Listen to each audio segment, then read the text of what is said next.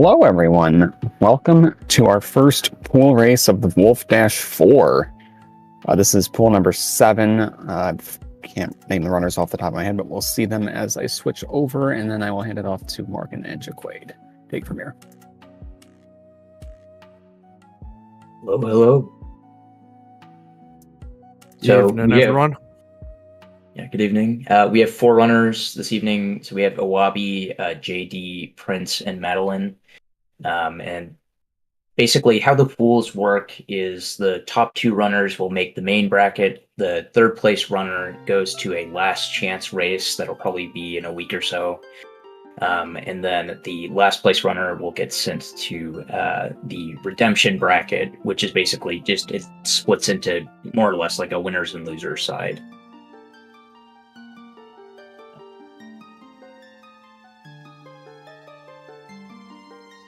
So I don't know how long until we get started, but hopefully everybody has a good run.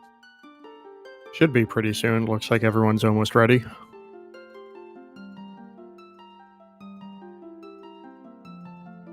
Yeah, and as far as I think we're aware, Awabi and JD are going to be running the the empty Lake Hylia route, and I think Prince and Madeline are going to be running the Gorge Pillar Clip route. And so those are there will be some like early game differences, but I think everything lines up again just around Arbiter's Grounds, which is about halfway through the run. Yep, it'll be the Ender Arbiter's Grounds split where everything lines back up. It should be an interesting race. I expect it'll be close between Awabi and JD and then Prince and Madeline. Yeah, so I think both. So too. Both of those pairs are going to affect seeding in their respective sides of the bracket. Right, and I think that JD is maybe a little bit rusty, but so there's a non-zero chance that either Prince or Madeline can beat JD in this run, but I wouldn't expect it to happen necessarily. I'd be surprised. He's come back strong. I think he's had a sub-3 since returning.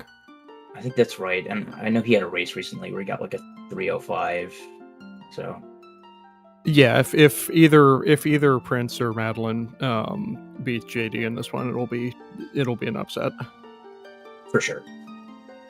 Anything can happen.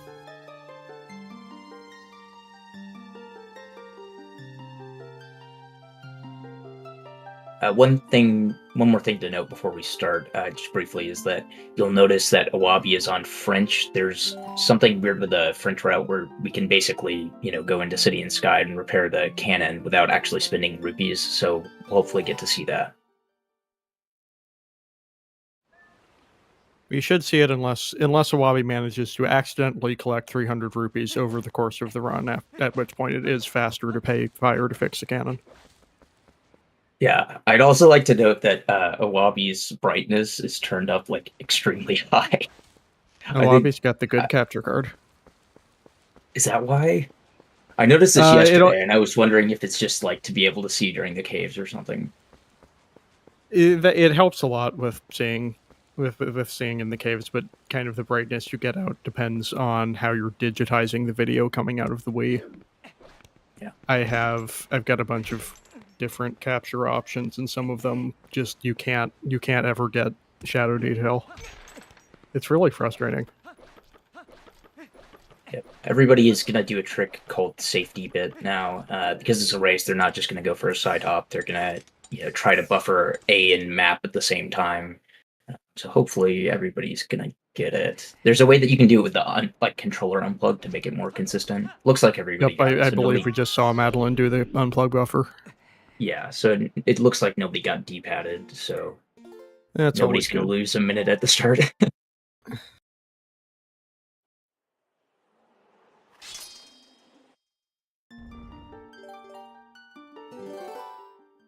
Yep, looks like JD will be the first to Koro by just a hair once he finishes rolling through South Farron.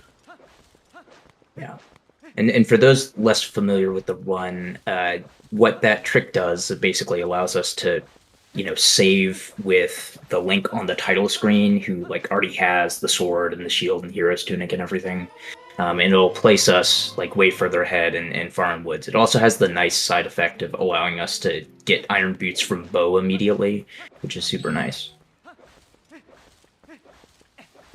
Yep, I don't think anybody's going to be running a bite route today, but it's also necessary for that. We might see that later in the tournament.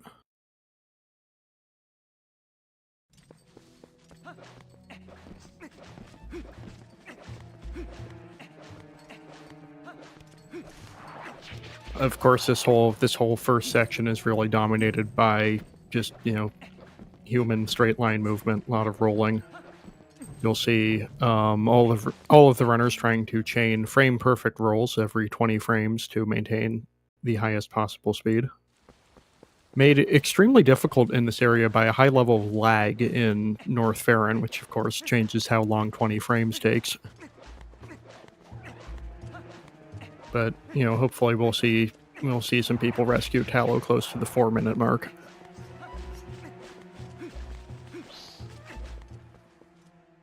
Yeah, I think with safety bit probably is going to take a little longer, but yeah, time normally. I forget how much time safety bit loses. It's not that long.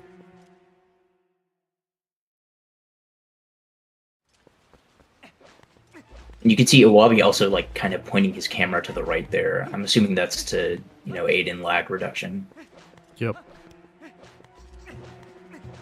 Pretty common to do that in North Farron on GameCube.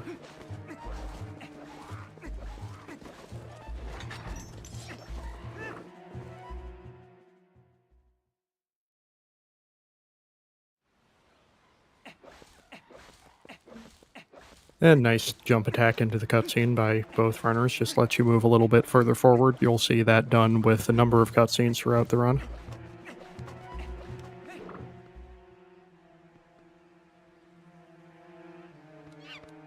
And looks like a 4:03 cage break from JD, which is that's pretty darn good for a race. You know what? Yeah, with safety bit, that's definitely very, very good. Absolutely. We'll see if the goats are similarly good for our runners. For reference, 20 or like under 20 seconds is a good time for goats. Yep, but if you get unlucky, it can take much longer. I think we both speak from experience there. Oh, yes. Yeah, the goats are, I think, a little bit random. I think this is true, that they're random in like the amount of distance that you have to be from them in order for them to react. And so sometimes they can just... Yeah, go ahead.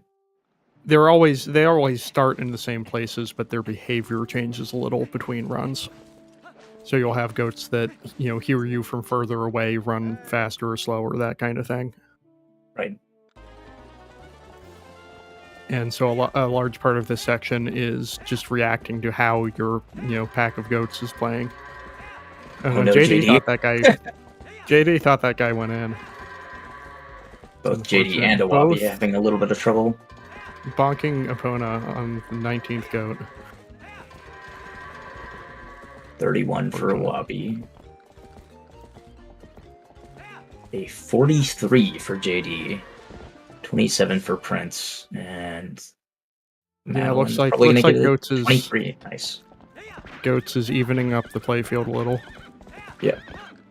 And if that doesn't make it even enough, now we have Fighting Bow for the Iron Boots.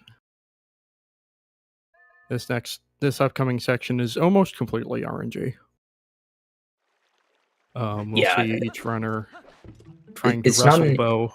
Sorry, go ahead. It's not an equal chance of each attack or action for bow during each round, and it changes a little bit between rounds. But the fastest strat for both is to basically just slap and then try to get him off the stage in one cycle.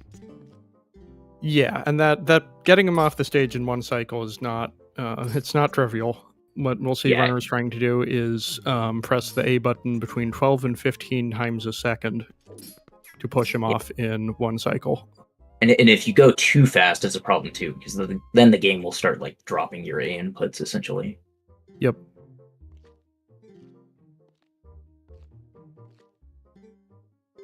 The game only samples the controller every frame, so if you mash faster than 15, you get aliasing. Looks like Awabi managed to get the 1 cycle. Good RNG for JD. Let's see if he can do it. And perfect. Prince not getting the 1 cycle, but pushed him far enough to just knock him off with a slap at the end. Same thing for Madeline. It's like unlucky RNG for Awabi on the second phase, and this is how it goes sometimes, folks. Really get out of control. JD, meanwhile, having no trouble defeating Bo. He'll be the first to the Iron Boots.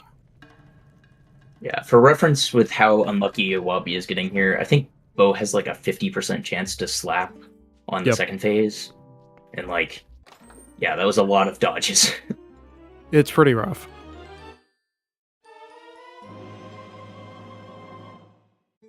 So Prince is just barely behind JD at this point.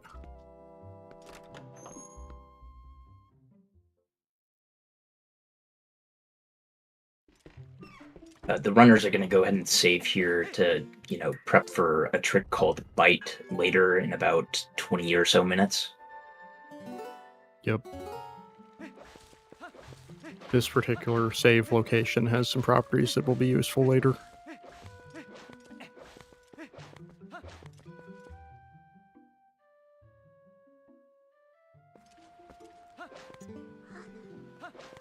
And looks like everybody now on their way to the castle sewers.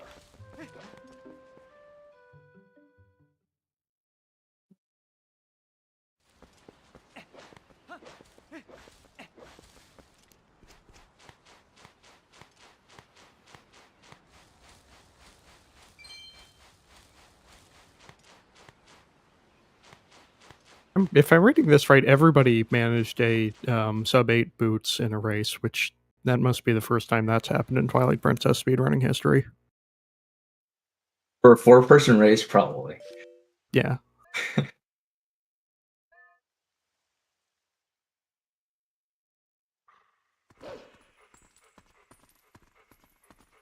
Yeah, that's one of the nice things about this tournament format is that we're going to have a bunch of 4-person races before the brackets are split up, and then it goes to 2-person races.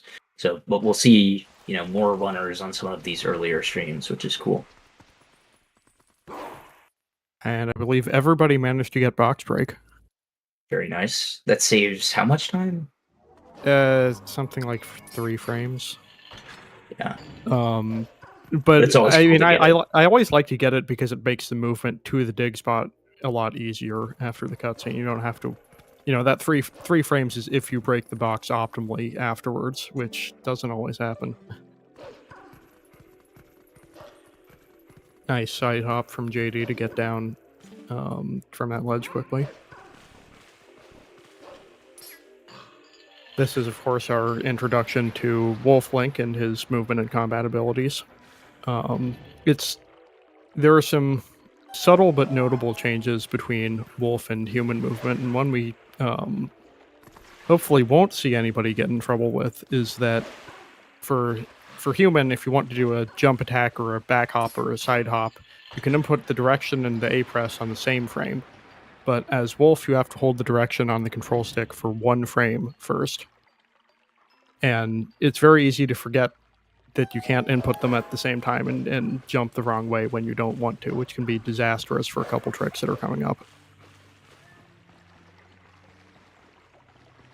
Other than that, it's generally simpler than human movement. You don't have to worry about frame-perfect roll chaining. You just have to input another dash within 11 frames of the last one ending. You do have one interesting mechanic in dash cancels. Normally, if you dash, you can't dash again until the timer comes up, but if you take certain actions like be attacking or walking off a ledge within 10 frames of starting the dash, you get a new one. So at certain points in the run, you'll see runners spacing out their dashes to maximize the time they spend at dash speed, and even sometimes throwing in B attacks or jumping off ledges where it doesn't look like it's the optimal line. It's just stuff you learn to optimize as you progress through Twilight Princess. Speaking of optimizations, you'll notice maybe on some of these jumps, some of the ones that have text in front of them for the mid jumps, if you get a first frame like a press after the text, essentially, then you get to basically skip the animation where Midna is like slowly moving out to whatever ledge you're jumping to, and so it saves some time. There's some similar things with like, skipping the cutscene out of the castle there, where like right out of the cutscene you can just do a jump attack and you skip some text.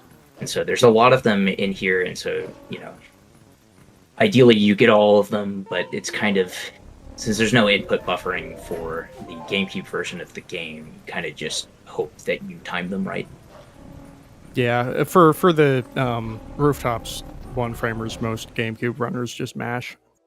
Yeah. There is, because they only save.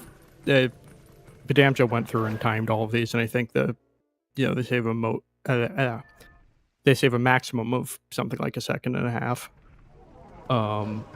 But there is one frame input that will be coming up on in 20 minutes or so that's more important. So we'll see people trying to time that one.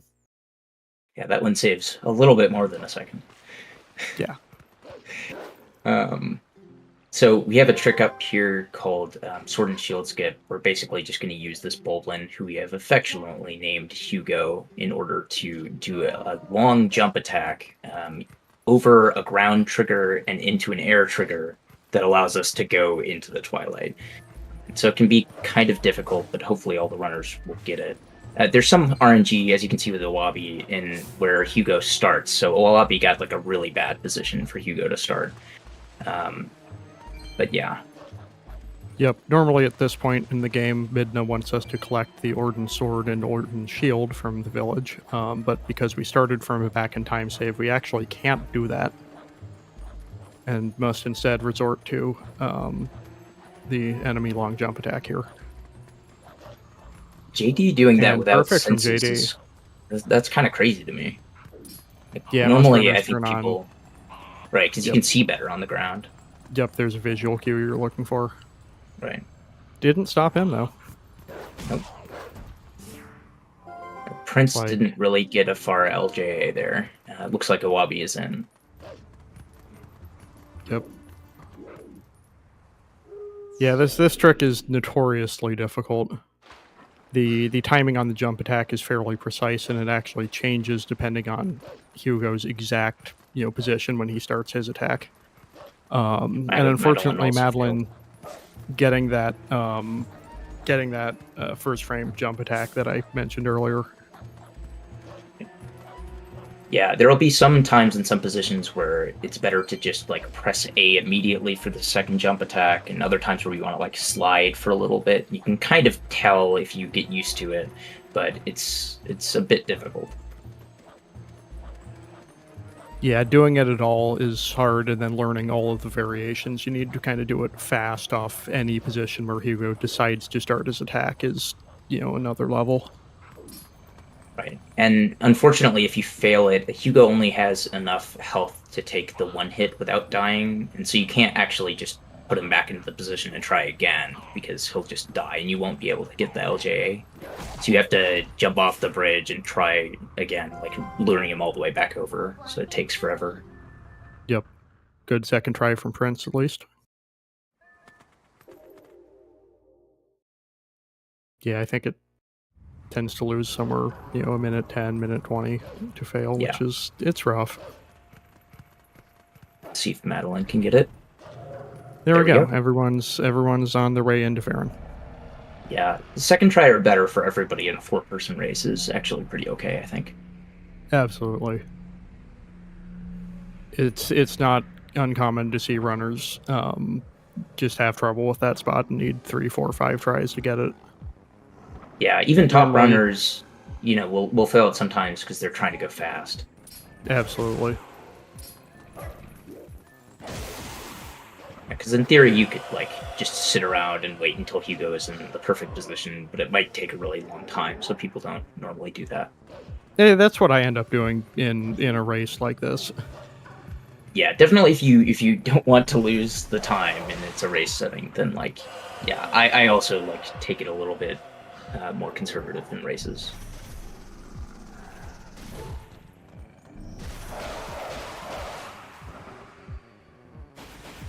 Anyways, now JD is starting to set up early Master Sword, where he'll be trying to do what we call a super jump off this Twilight Messenger. And he gets it. This lets him get out of bounds and jump all the way down to the entrance to the Sacred Grove, where he'll be able to get the Master Sword in, something like 21 minutes after starting the run.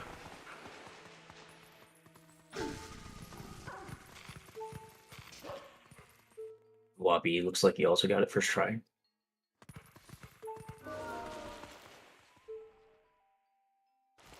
Yeah, the swings that you get from Jamal is the name of the Shadow Beast that we use for that super jump there. The swings that Jamal does are sort of, I think, random between, there's like 2 possible swings. There's a fast swing and a slow swing. I think that the fast swing can like theoretically work, but it's extremely hard to do, and so we basically always use the slow swing. You can do it off the fast swing. It just needs a different timing. Right. And it's the sort of thing where like you don't really have enough time to read it. Yeah, there's also a way to do very hard to be consistent at it. For sure. And there's a way to do it from the opposite angle as well. And it's a little bit faster because you don't have to take as long to get Jamal into position, but it doesn't look like anybody today is going to have gone for it that way. It's not that common. I know Anarakis tends to go for it. I can't immediately think of anybody else who does. But yeah, it saves a couple seconds if you get it. It just makes the trick a little bit more precise.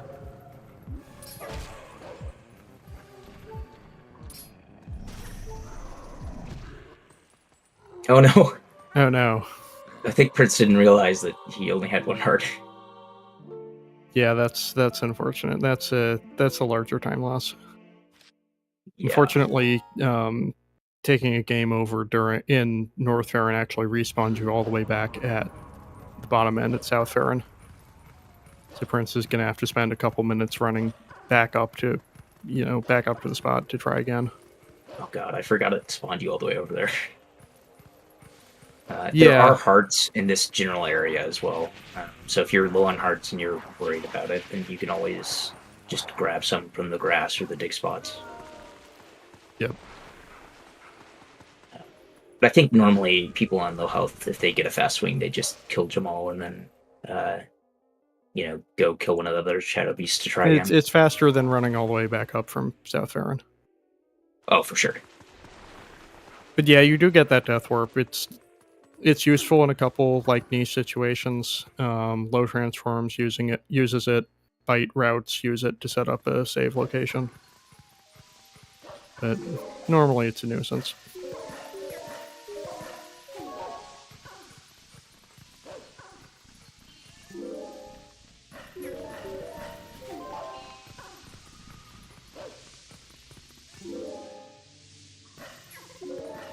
And don't worry, Oberon, we'll explain those dungeon skips as we come along to them.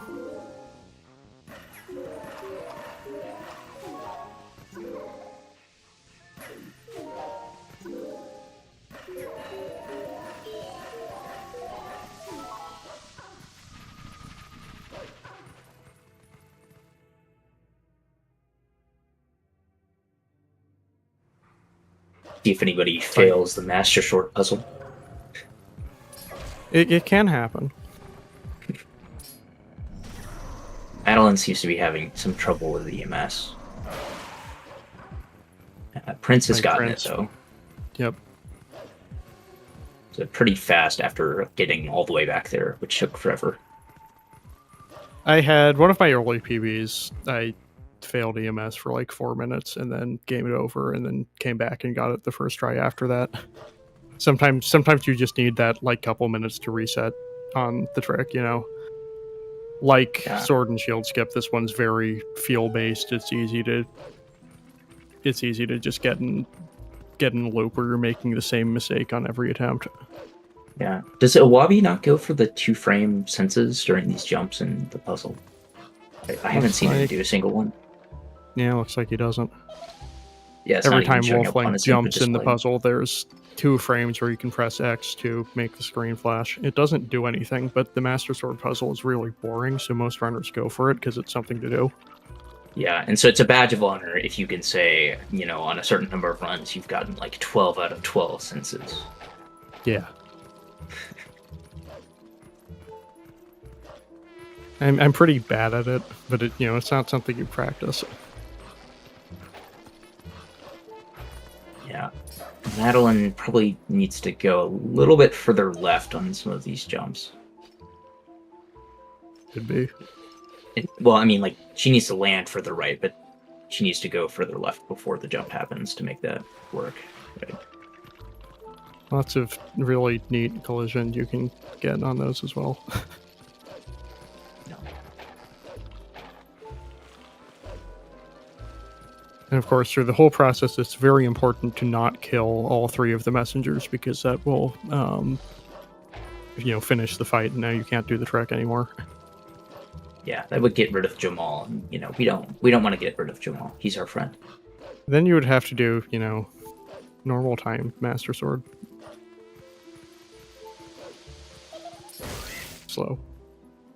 Yeah, I thought there was a way to get up there with like a LJA bomb boost or something. So there is, but it's later. There is, but it's not. It doesn't work to get the Master Sword early, because you need to transform to do the Master Sword puzzle.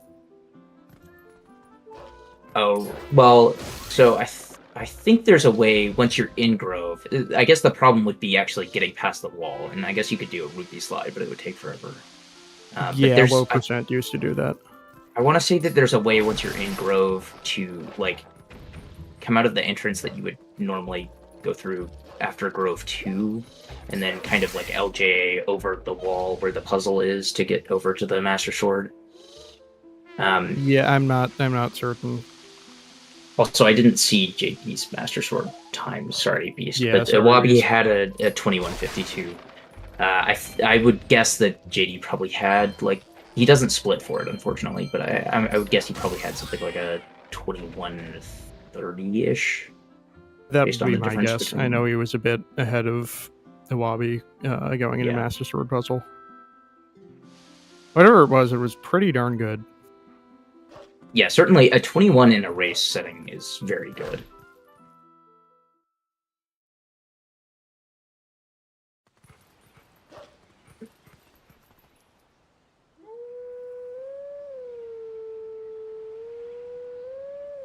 Hopefully, Madeline will be able to get the EMS here soon. Oh, that was close. Yeah, it can get. I totally understand. It can get like very frustrating and sort of tilting if you're just. I mean, like you were saying earlier, Morgan. I like have tilted on this trick before. Yeah, I think just the other day I lost like 4 minutes on this trick. It's like, and again, that's something that happens to runners at all levels. Right. Some days you just don't have this one. Yeah.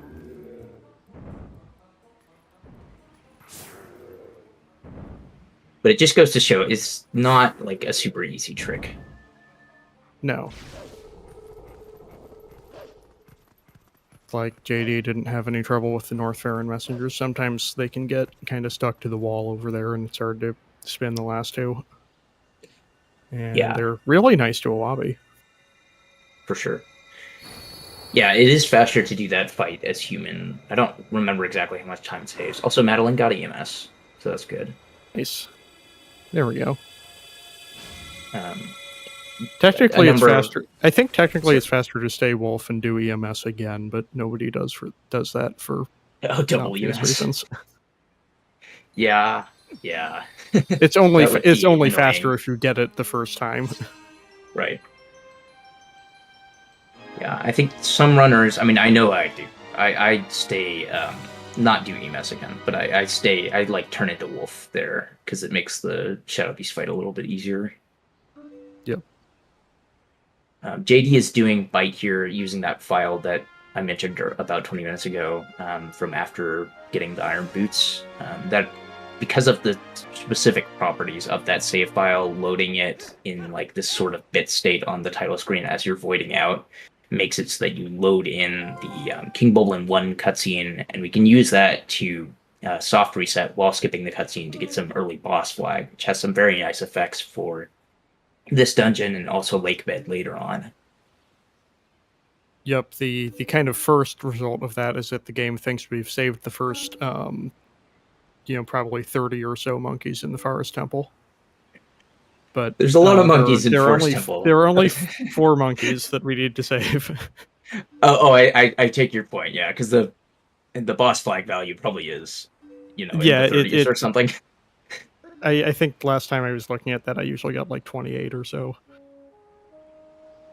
For some reason, I keep meaning to like dig into the decompilation for this run, but for some reason there's just this value we call the boss flag that the game kind of reuses in a couple spots and doesn't really like clear and check properly. Mostly it's used to skip boss intro cutscenes, which will be important later in Lakebed Temple, but for some reason it also saves monkeys. It's also very important to note that value clears entirely if you void in this room that JD is in. Yep. And so if you do that in a run, if you do that in a run, you have to like go set boss flags again at some point for Lakebed. Yep.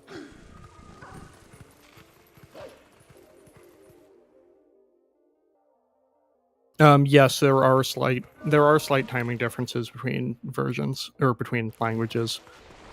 For the route, JD, Prince, and Madeline are running German as the fastest language, though only by like a second or so. So Madeline and Prince are running on the English version just because that's the copy of the game they have. But actually, on the French version, it turns out you can skip paying Fire 300 rupees for the cannon, which is again about a break even over the course of the run. But some runners prefer the consistency and not having to worry about rupee routing. Yeah, I think the latest timing is that French is like a couple seconds slower. Yeah, that's what I recall. But I take it that assumes like optimal rupee collection, essentially. Mm-hmm. I mean, the rupee route isn't like super tight or difficult in any event, but still. French just gets to ignore the rupees entirely. Yeah, there are a couple spots where basically we want to avoid getting the like pop-up text when you get a high value rupee that tells you, you got a yellow rupee, 10. So in a couple spots we'll see the runners who are getting rupees do like side hops over them to in a certain way that skips the text, and of course Awabi won't have to worry about any of that. Yeah, I mean, I guess Awabi will have to get 1 rupee, the 10 rupee, but yep. For a completely different reason. He doesn't actually need the rupees themselves. One instance where we actually want the rupee text. Anyways, now that Awabi and JD have collected the boomerang from the Forest Temple, they can leave, because that's the only thing we need from it. In just a second, we'll see them do a trick we call Farron Escape to leave Farron Woods after having completed neither the Twilight nor Forest Temple, which is why we don't have to finish that dungeon. Yeah, there's another thing that clearing Forest Temple does, but we do another trick to avoid that as well. We'll get there when we get there. Right, so it's a few minutes from here. Yep, JD doing the wolf setup. You have to start from a fairly precise position to do this. I guess both runners just kind of ran into the trigger there. It's interesting. At least what JD did is a sort of a setup. Yeah. I think a lot of runners go for setup lists nowadays, I thought, but... I do setup lists. Yeah, and then we've just seen our first boomerang long jump attack. This is a trick on the GameCube version where you can throw the boomerang and then pull the sword and do a jump attack, and you jump to the boomerang under certain circumstances. And this can be used to get places we shouldn't be, like Farron Field right now. And to skip some mailman, hopefully. I guess JD doing a LJ over the trigger that, makes the postman show up. Good from Awabi as well. Prince is trying to skip Nancy here. Nancy, the spider over there. Looks like. Oh yeah, we didn't even talk about Nancy. Yeah. We were talking about back in time. Those spiders on the wall at the start of Forest Temple can be very frustrating if you get unlucky. We're supposed to have the slingshot there, but we skipped the slingshot by doing back in time and the Organ Gate clip. So we have to throw a Deku Nut at the spider. Yeah. And sometimes it doesn't work. Right, yeah. It's sort of position precise, a little bit at least. And thankfully, at least with the lower one, you can, I think, kill it with a jump attack as Wolf. Yeah. So that is helpful. So you pretty much never have to like actually save warp if you fail with the nut throws, because you can just kill the bottom one and then just hope that Nancy, which is the top one, just like faces to the left. Also, sorry, anyways, we just saw JD do Gorge. Yeah, we just missed. Yep. So earlier I said there was an as important human one here. framer. Yep, watch Awabi's screen. Looks like Awabi also got it. Yep. And that's breaking out of... Normally at this point in the run, Midna forces us to warp back to Farron Woods to get the bridge that we can't get because we didn't complete Forest Temple. But by doing a one-frame input, we can actually break out of that cutscene and use this fancy trick with the rupee to get over this fence out of bounds. Come all the way over here. And then do an extremely long boomerang jump attack over the gorge, bypassing the need for the bridge entirely. So that means we don't have to complete Forest Temple, and we don't even have to complete Fair and Twilight.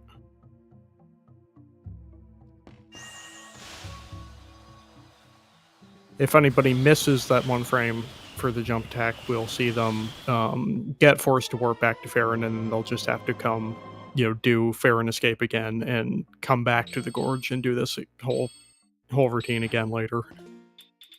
And you just saw Lobby and JD got it. Right. Sorry, go you ahead. just saw JD do some funky movement entering Kakariko, and you're about to see it again from Awabi here. That's because since we have the Iron Boots already, the King Boblin 1 trigger is on the ground, and we really don't want to run into that. It loses a sizable chunk of time, and so we kind of just slowly walk around the edge. Yep. It loses like a minute, I think, but it's frustrating. You don't want it to happen.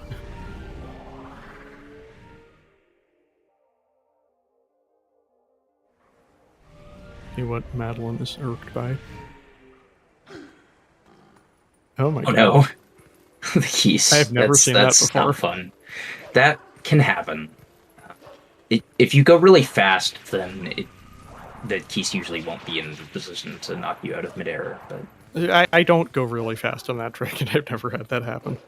yeah, well, if you don't go fast, then you can also just like kill the keys, and then you never have to worry about it. You can. Yeah.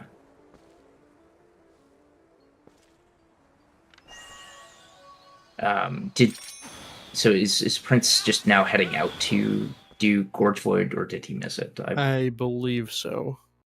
Okay. Oh yeah, he just split for Boomerang like a minute and a half ago, so we'll see if Prince also gets Gorge Void. So he's definitely hasn't done it yet. JD and Awabi both kind of just ran back to the bridge area because the cutscene that they skipped earlier, we actually do want to get, because map warping is actually very useful for a few things later in the run. Very specifically, I think it allows us to do early City in the Sky, which skips some other stuff. That's how we skip Temple of Time and half the Snow Peak and the Skybook quest. Yeah, which is actually it's a lot of stuff. Or so. Yeah. Oh yeah, early City is actually the biggest sequence break in any percent.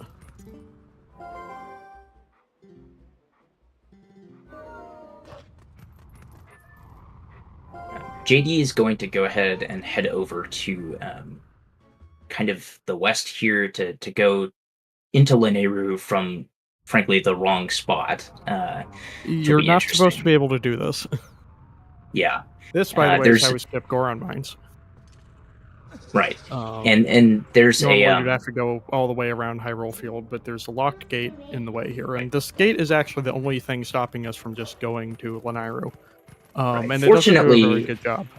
Right. Fortunately, in Twilight Princess, gates kind of just are a suggestion. You can clip through basically every gate in the game. Yep. And so JD doing some funny movement because like once you're in the range of the cutscene, you can just like stop and it'll eventually pull you in the cutscene. It's kind of fun. Madeline getting unlucky with the Deku Nut throw on Nancy, but lucky that she can, just walk past anyways. Prince also got Gorge Void. Excellent. Hopefully Madeline can make it 4 for 4. Yep. Yeah, and I think we mentioned it earlier, but it's one frame, and so there's like a visual cue where you can time it, and I think most people just use the cue. You can also mash for it, but it's not consistent at all.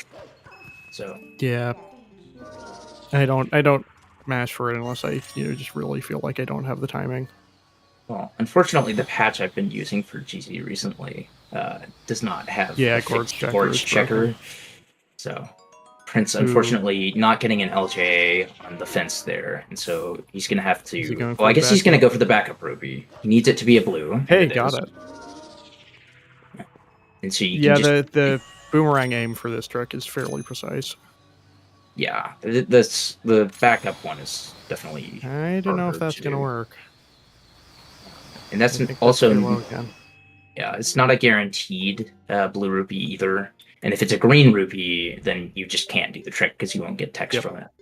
There's no green rupee text. Yeah. I didn't see if JD did Kargrak drowning. Doesn't look like Iwabi is going to. But JD is going to do an out of bounds here, which saves, I don't know, 8 seconds or somewhere around there, right. I think. Less than 10. It used to be like 6 or 7, but it's more now. Oh, wow. And that looks good. Yeah. It's definitely risky to go for a Karg drowning in a race because if you get grabbed... Right, if you get grabbed by the Karg, then you'll just crash. Yep. I think you have a little bit of time to react to it before it crashes, but you have to I don't think you can do any inputs. So I think you can soft reset or something. I know there's a way to saves you. I think it saves you the time, like rebooting the console, but you still have to go load your Forest Temple save. That's do it all over again. Right, and that's a lot of movement, especially if you. It's a significant time loss. It's probably 7 minutes or so. It's more if you get Gorge Void, actually, right? Oh yeah. You do more stuff before heading over to Lanairu in that instance. Technically, it is supposed to be a little bit faster, I think, on cursor movement or something to go back to Elden immediately and do Elden Twilight if you miss Gorge Void, but I think most runners go to Lanairu so that they can just slip normally. Exactly. It's a tiny bit faster, but if you just go to Lanairu first, you don't have to ruin your splits. Right. There used to be like a little bit of a difference with equips, but I don't think that's a thing anymore at least on the Empty Lake Hylia route. It's not a thing on ELH. It is a thing on Pillar Clip. Right. But Pillar Clip will... This whole situation is different on Pillar Clip. Let's just leave it there. Right.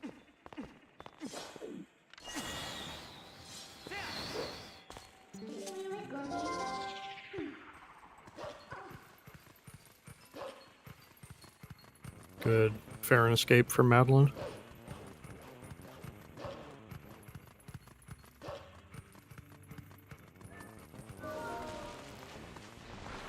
By the way, that one mid jump at the bottom of the waterfall is like the one mid jump where you get text and you can't actually do a one framer. Yeah, it's weird. We don't really know why. Yeah.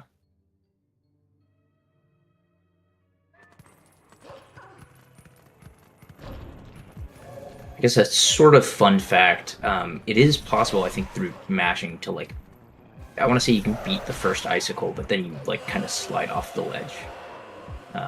Really? So it ends up being slower, but I think you can barely do it. I'm pretty sure I've done it before in HD, at least.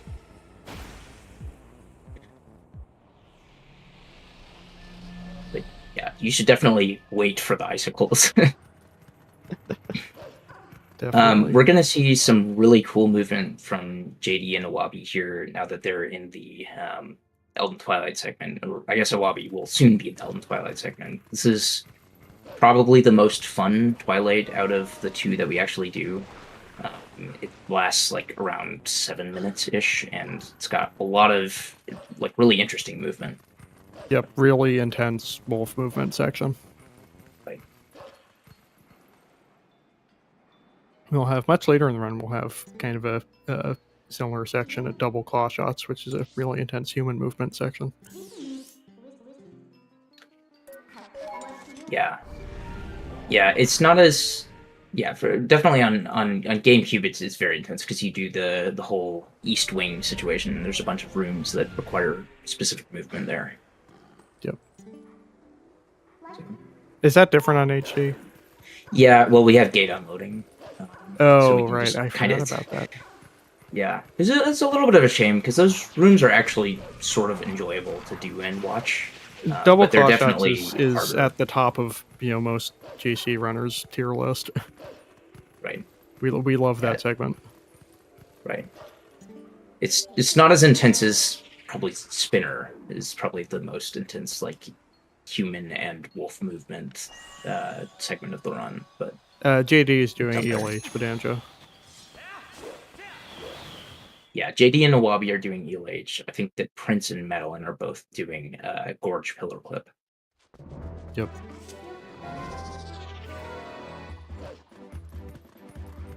Oh, I didn't see. Did Madeline get yours right? No, I don't think so.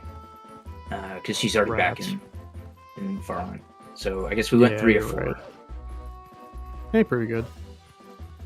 Yeah, JD is in Eld Inn right now, which is a funny pun on Elden, of course. And this is probably the hardest single part of this segment, I would say, at least. Absolutely. There's a lot of very complicated movement, and the tiers and bugs don't always like to behave. But that looked pretty clean from JD. That is so clean. Yeah, it is very difficult to get a clean. Folks, it does not look like that when I do it. Right. Same.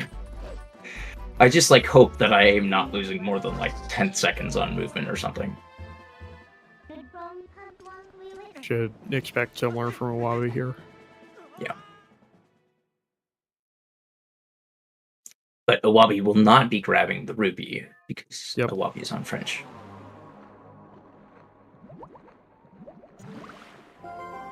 It looks like Prince is setting up for Pillar Clip. Yeah, this is a fun one. We're going to Lakebed Temple right now. Yep. Because you can do that. We have just enough air to sink all the way down, clip through this pillar, and then kind of Iron Boots swim over to the loading zone.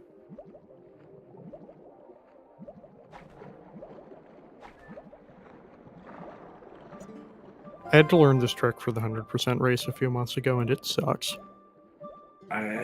That might work. That looked a little off. I think it could work. There we go. Okay. Yeah, there we go. I was a little worried about that, but it looked like the timing was right, and sure enough. It's a weird angle. It's surprisingly lenient on the angle. You can get it off in, camera positions that look totally bizarre. Madeline kind of sank maybe a little bit early, so this air might be a little bit tight for her. Yeah. She also went very low. Yeah, she usually does that. I think you can make this work, but it's going to require perfect tap swing down the entrance. Meanwhile, JD that clip didn't work. JD went for Wolf Bomb House Skip, but failed, and is now going for Human Bomb House Skip as the backup. So Awabi is now ahead. So, for the first time, I think, in a while. The wolf movement there saved, I want to say, 5 or 6 seconds or something like that. It's a sizable chunk of time, but definitely the human movement is a lot easier and more consistent. Yep. It's the wolf one's a little risky to go for because you risk jumping all the way down and having to come up through Barn Shop again. Yeah, I've definitely done that a few times. Looks like Madeline needing another try on pillar clip.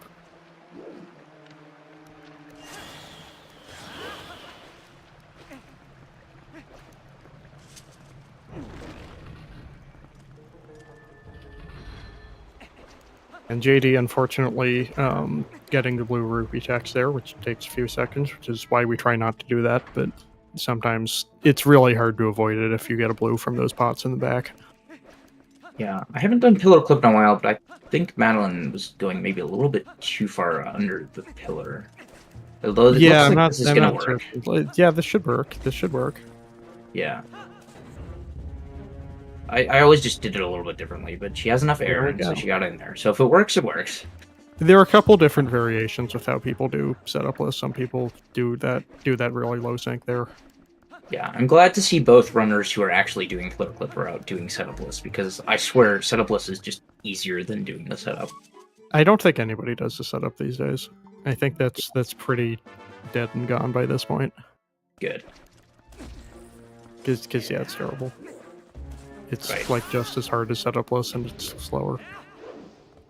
If anybody was wondering why we can just like save warp at the start of the dungeon, because we have Master Sword, we can just save warp, and it puts us at the end of the tunnel already, which is very convenient because we do not have any way of not drowning in that tunnel if we had to go through it normally.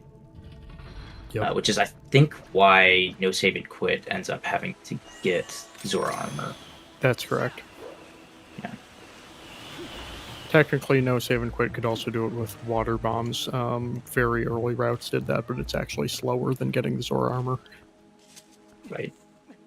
Yeah, I think I messed around with that at one point, trying to like get through that tunnel with water bombs, and it's definitely difficult. It's hard, and more importantly, for a full run context, you need the fishing rod to have water bombs there in the first place, so you can't. You need to do the whole Orden intro. Right.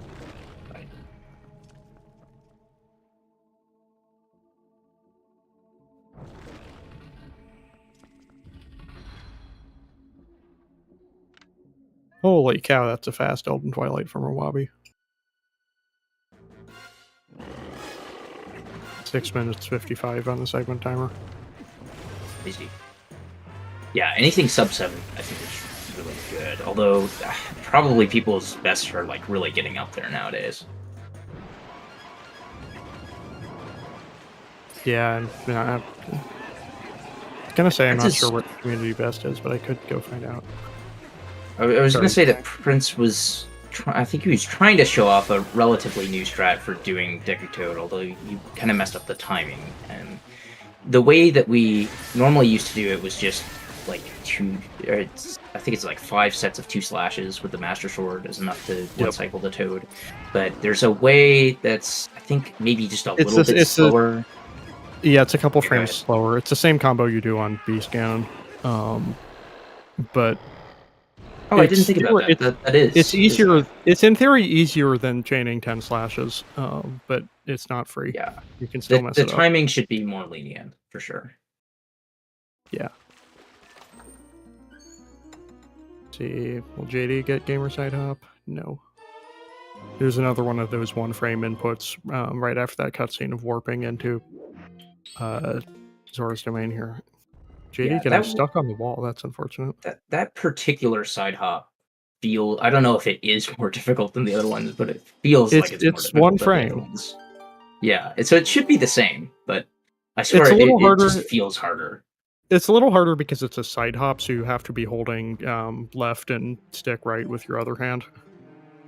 You can't just go ham 2-thumb mashing on it like you can with some of them.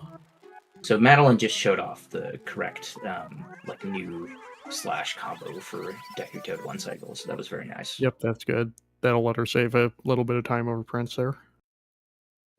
And as a reminder, finishing 3rd or 4th actually matters a lot, because the person who finishes 3rd in this race still has a chance to make the main bracket if they, do well enough in another race after this. But 4th place gets just sent to the redemption bracket.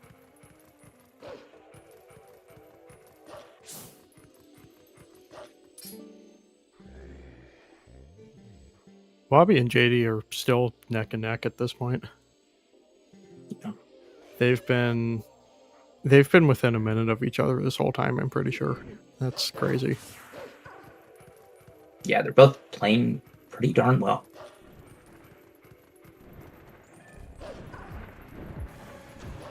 Anyways, they're both starting Lanayru Twilight proper after getting the vessel. This is nobody's favorite part of the speedrun. Looks like Prince is not going for card grounding. He's going to do the backflip jump attack version instead. Although, is he going to get enough height? Yes, he is. Okay, good. Yeah, It's you really can good. by kind of like backflipping up onto that hill and gaining a little bit of height, you can just jump attack immediately after the first set of hits, which is super nice.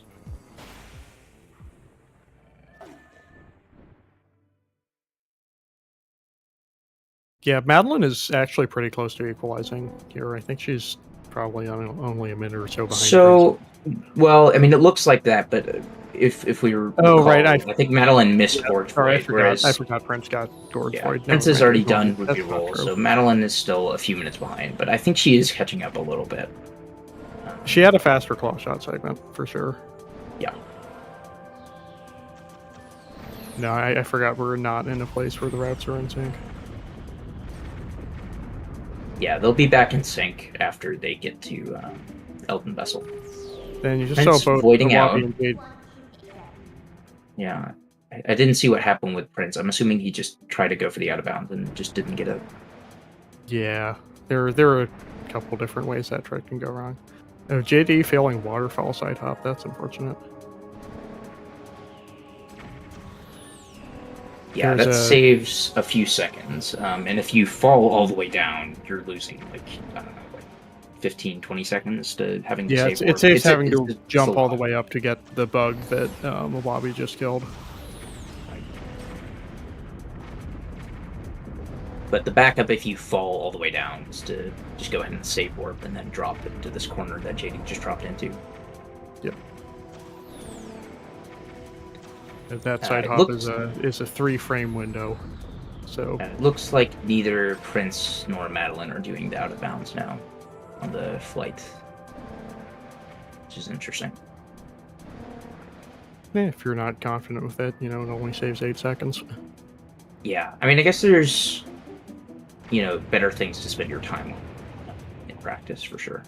It's not Absolutely. that much time, and it loses a lot. I don't so go for it. get I it. haven't practiced it. I'm just not at that point Yeah. yet. Thankfully, I think that there is like a save right at the start of Cargarok Flight, I want to say, on GZ, so it's not as hard to practice as maybe it Yep. used to be. You can practice it. I just haven't yet because it saves 8 seconds. Yeah, no, I get it.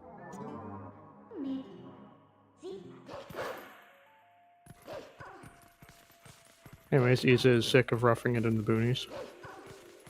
I always wonder how that's translated into other localizations, because it's a severe colloquialism. Right.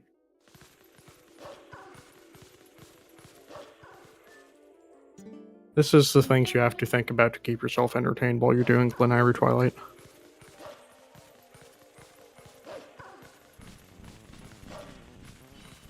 It's a lot of running in a straight line. Well, especially this particular part right here. Yes, this particular part is all running in a straight line. We're going to be running in a straight Yeah. line for about a minute and a half. And it's so running in a straight line that we aren't even looking where we're going because we know we just have to run in a straight line and we don't want to have lag, which is why we have the camera pointed down here. Yeah, that's an intentional thing for lag reduction. It's not just to look cool, although it does. Yeah. I guess if you do it during MDH, you're just doing it to look cool because I don't think it actually lags in MDH. I get lag in the Northfield section in MDH, but not in the second part. Maybe it Coming up varies there. because I definitely don't get lag there. Yeah, maybe my Wii sucks.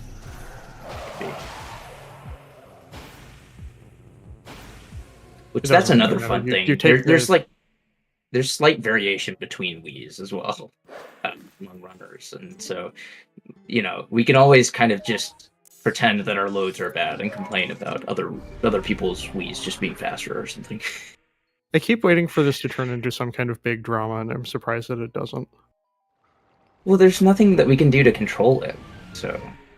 And I guess we could use in-game time, but it's not I don't think it's as big of a difference as you might expect it would be. It's like, probably over the course of the run, it may be at most like 30 seconds or something. less probably. than that, honestly. Yeah. Nimzo is going around taking load time data again, so we should, in theory, come up with better numbers. Yeah. There are most people don't think it's a big deal. There are certain people whose Wii's disk readers are so bad that they are infamous. However, like Ethernet's, I think it's his disk reader, right? It's not his disk that like causes the very strange things on his copy of No, TP. I thought it was the disk. Oh, was it the disk? I'm not certain. Well, anyway, there are certain cursed copies of TP, I guess. I do know that I'm currently on top of the community TP load timing leaderboard, so I've got a slight advantage. Yeah, which if people are in chat right now and they haven't seen Nimzo's thing about that, definitely do that test. It's interesting to have that information. Yeah, I actually need to follow up on this. I ran the same test on NeoGamma, which is a, leaderboard approved alternate loader, and also Nintendo, which isn't, and they're kind of identical. Interesting. So I need to go through some more data and see if I can come up with a good argument for like allowing Nintendo disk loader. It'll be nice because NeoGamma is kind of unreliable on my Wii. Yeah, I've heard that a lot of people when they've like messed around with Nintendo, they'll get like really fast loads. So it's really fast if you're loading off SD card, but you can actually tell it to load off disk the same way you can with NeoGamma. And that seems identical to disk channel timing, or maybe a bit slower from my data. Yeah, thankfully I don't have enough data for it to be statistically significant yet. Thankfully, JD is not playing on Wii. Otherwise, that bug landing in the water would have been very bad. Yeah, that's we don't have any Wii runners for this, but yeah, that's a really fun thing, as you were going to say, with the. It's Wii, a bug with the bug. Right. Yeah, they fall all the way to the bottom, and then you have to like wait for the tier to very slowly come back up. Something like that. So with the Lake Hylia bug, like that would probably be a disaster. That's how deep Lake Hylia is. I don't think you have to wait for it to fall all the way down. Like it still explodes after a short time. It just explodes down there. Okay, that's good to know. So it's not as bad as it could be, but it's still pretty bad. Yeah.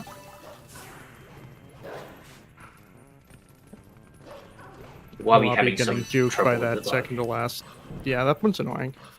Sometimes you can just get it right out of the load with a attack, but not this time. Yeah, it's so satisfying to just like turn around and press jump attack and get the bug. But it doesn't always happen that way, unfortunately. It's like Madeline is going for rupee roll. Hopefully that's fast enough. Looks like she got the rupee in there. There we go. You can tell based on how fast the boomerang is moving. It's a very strange looking camera angle. Maybe the way I practice it is weird. But no, Madeline I always doesn't. Get a different. Okay. I was gonna say I always get a different camera angle than that. I forget if she starts from a different position or something, but it works. Yeah, it looked like she was just aiming at like a different spot on the tree, and maybe that's because of like a different position too. Not certain. Yeah. Awabi is actually probably losing a few seconds on this boss bug fight by doing the camera strat, which is interesting. Apparently, I've tried to do the new setup list thing, and it's like really hard. Yeah, that was really interesting, by the way. I don't know if Awabi somehow got hit off the bug. No, that happens when you have to wait for the bug to like come out of the top of the plank. It can get clipped down in there, and then you just bounce off. It's weird. It looked like it was pretty high up, but no, it can happen sometimes. It's hard to read in some spots, and that's one of the spots it's hard to read, and that happened to me a couple runs ago, so I remember it pretty well. So Prince did not get Wolf Bombhouse skip, by the way, which is unfortunate because it's going to lose probably about 30 seconds. I mean, I guess it loses more if you already did all the movement for it too. Now he can't skip the Bombhouse. Yep. Bombhouse skips. So you're about to see why we all try to skip this sequence. Yeah. He did 'Cause not this try to cutscene get takes the too long. he did not try to get the rupees at the side though, which probably No. would have been. There's some guaranteed rupees in the pot, so if you do have to do bomb house, it's probably. I mean, I guess if you have to get the text, maybe it's not worth it, but I don't know. Well, he shouldn't have any rupee text. He did rupee roll, and then got a blue and abandoned house. Well, But, you know, so if you're I guess not if you got the I'm if you sure got the what's blue happening text is from Abandoned House, but he's saved since rupee roll. oh right, because pillar clip. But the guaranteeds are blue, so if he did get the Either blue either way, I Abandoned guarantee House, what's happening is Prince isn't thinking about rupees. He's instead thinking For about, sure. gosh darn it, I failed bomb house skip, because it's That's- really frustrating to fail. that's definitely right. Yeah. And JD and Wabi both on their way to Lake Bed Temple now. They'll go about getting there a little differently. Yeah, they're both intentionally damaging down here because we actually want to die in a few minutes. So falling from specific spots there does 2 hearts of damage, which is really nice. Wabi also now howling to spawn the Golden Wolf outside Castletown, from where he'll later learn the ending blow, which is required. Yes, and also somewhat easy to forget. That's happened to a number of people. So they get all the way to the end of the game and they're like, oh, I don't have ending blow. I mean, thankfully, if you're looking at your splits, you should notice that you have a very large time save for no reason. But it's a little easier. I think it's a little easier to remember on ELH because you don't have an opportunity to back it up later. His pillar clip routes howl during the Twilight, but you can forget it and then just come back later when you get bombs, but ELH can't. There's really no good way to back it up. So, you know, you do it a maximum of once. And then I was thinking about that. That's a good point. I was thinking about like forgetting the wolf itself, actually, but yeah, you could in theory forget the Howling Stone too. I think more people have forgotten the wolf itself, and that's happened a number of times. It's very unfortunate every time it happens. Yeah, you can get through the entire rest of the game, and then you try to kill Ganondorf and it doesn't work. Yeah. Hopefully we're not going to see that today. I think that loses something like 20 minutes at that point. It's a lot, right? Because you'd have to go. You have to go back out and get it. Yeah, I doubt it's 20 Probably minutes. Probably not. Not that it's a lot. I mean, you have to do the whole Hyrule Castle segment again, and then it's a good chunk of Hyrule Castle, though, for sure. It's not how you want to end a run. No. In fact, I think most people probably wouldn't finish their runs if they did that. No, I wouldn't. Anyways, we're seeing both Wabi and JD. Well, Wabi just finished it. JD just started it. He's beating these Shadow Beasts as Wolf without Midna, which you're not supposed to be able to do. Yeah, JD's actually doing the especially cautious way of doing it too, by like grabbing onto one of the Shadow Beasts and then getting thrown off. Yep. There's a way to do it that's a little faster. Right. Yeah, it's weird because normally there are only 2 ways to kill the Shadow Beasts, or at least the last one, which are to do a mid charge as Wolf or to do a spin attack as Human. But apparently we can, with like precise timing, kill the last Shadow Beast as Wolf by doing like a specific, set of movements. Essentially, you can, Potter. Anyways, what they're now doing is stealing and then duplicating Iza's bomb bag, which is possible because we beat the Shadow Beast as Wolf, which for some reason means that Iza will pull us in anytime we go back to Upper Zora's River. Yeah, I think that because you're Wolf when the fight starts, she doesn't do her like yaw text at the beginning, and that messes up all the text after that, and so her cutscene outside doesn't actually properly clear until you enter the area as Human, pretty much. All right, Prince got gamer side hop. That means he wins. Very nice.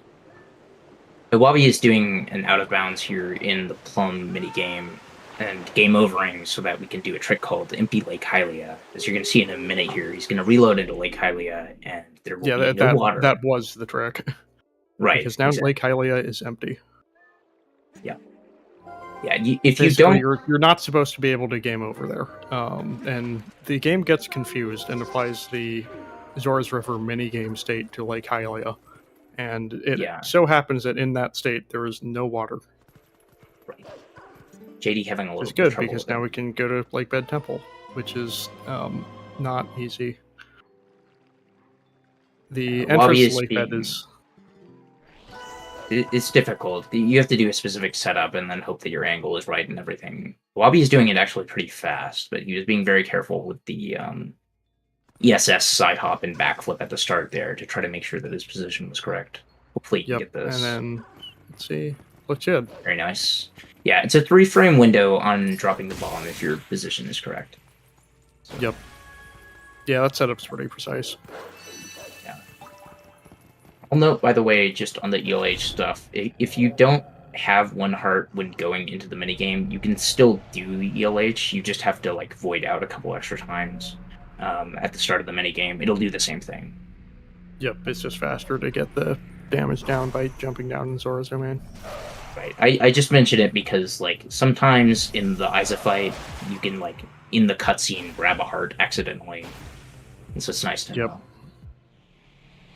And we'll see Awabi dropping bombs as he moves through Lake Bed Temple. We need water bombs in the bomb bag, but it's currently full of not water bombs, so we're going to have to get rid of those. Yeah, thankfully there's a lot of movement in Lake Bed, so you can just kind of drop bombs everywhere. Then have an empty bomb bag by the end of Deku Toad fight, pretty much. Yep. When the Pillar Clip runners get back to Lake Bed, we'll see them doing a slightly different strategy. Looks like JD also got the bomb boost. Very nice. Yep. Did he do the L spam strat? There are a couple different ways you can set up a visual cue for the bomb boost. Yeah, I didn't see. I mean, it looked like he was doing the setup, right? But yeah, but the end of it didn't look like how it normally looks like. I always just hold L and just kind of know what I'm looking for. But oh gosh, Madeline needs to not get hit again here. The meteors are kind of not being great. Oh no! Oh, that's unfortunate. So close to, that sucks. I'm Good so sorry. Side hop from Prince. Yeah, that's a shame. Yeah, I don't even know where that respawns you. Probably at the like meteor spot, I would guess. No, it's halfway up Death Mountain Trail. Yeah, halfway up Death Mountain Trail. That's awful. Yeah, so a lot of running back to the spot there. Yeah, we just saw JD use some LJs to get up to this spot in Lake Bed without knocking the stalactites down. Normally you'd use the bow and bomb arrows to do that, but we don't have the bow. Yeah, also we mentioned early boss flags earlier, so Forest Temple cleared some of our early boss flags, but we still have enough so that we have at least one here and can just look up at the ceiling and yeah, you're not supposed to be able to start the Deku Toad fight from there. Yeah, if we didn't have early boss flags, I don't know, we would probably have to get Zora armor to be able to... No, what you do is you get water bombs, and then there's a LJ. Oh, right. Yeah. You could just use the water bombs to... Right. No, you're right. Because as long as you have bombs, you can enter by blowing up the rock there. Yeah, Forest Temple, not Forest Temple, no save, but All Fused Shadows does that, as well as, I think... No, Wii doesn't do that. What else does that? I can't remember. Yeah, but if you wouldn't have early boss flags, I think you would need either bombs or the Zora armor, because you either use the bombs to get in there, or you can do the pod clip. So I need to learn the pod clip. It's not too difficult. Yeah, it's just it's a weird strat that you'd never do on GameCube. Yeah, but for it looks ZA like for ZA routes, it's the fastest backup if you lose boss flags and don't realize until you get there, I believe. Yeah, JD and Iwabi both went for a strat where you can kind of just like throw a bomb into the Deku Toad's mouth at the very start, but it looked like neither of them got it. Unfortunately, it's very precise. Yeah, it's like a couple different frame perfect inputs in a row or something. Right. Everybody goes for it, nobody gets it. But if you do get it, you get a very nice gold here. Oh, yes.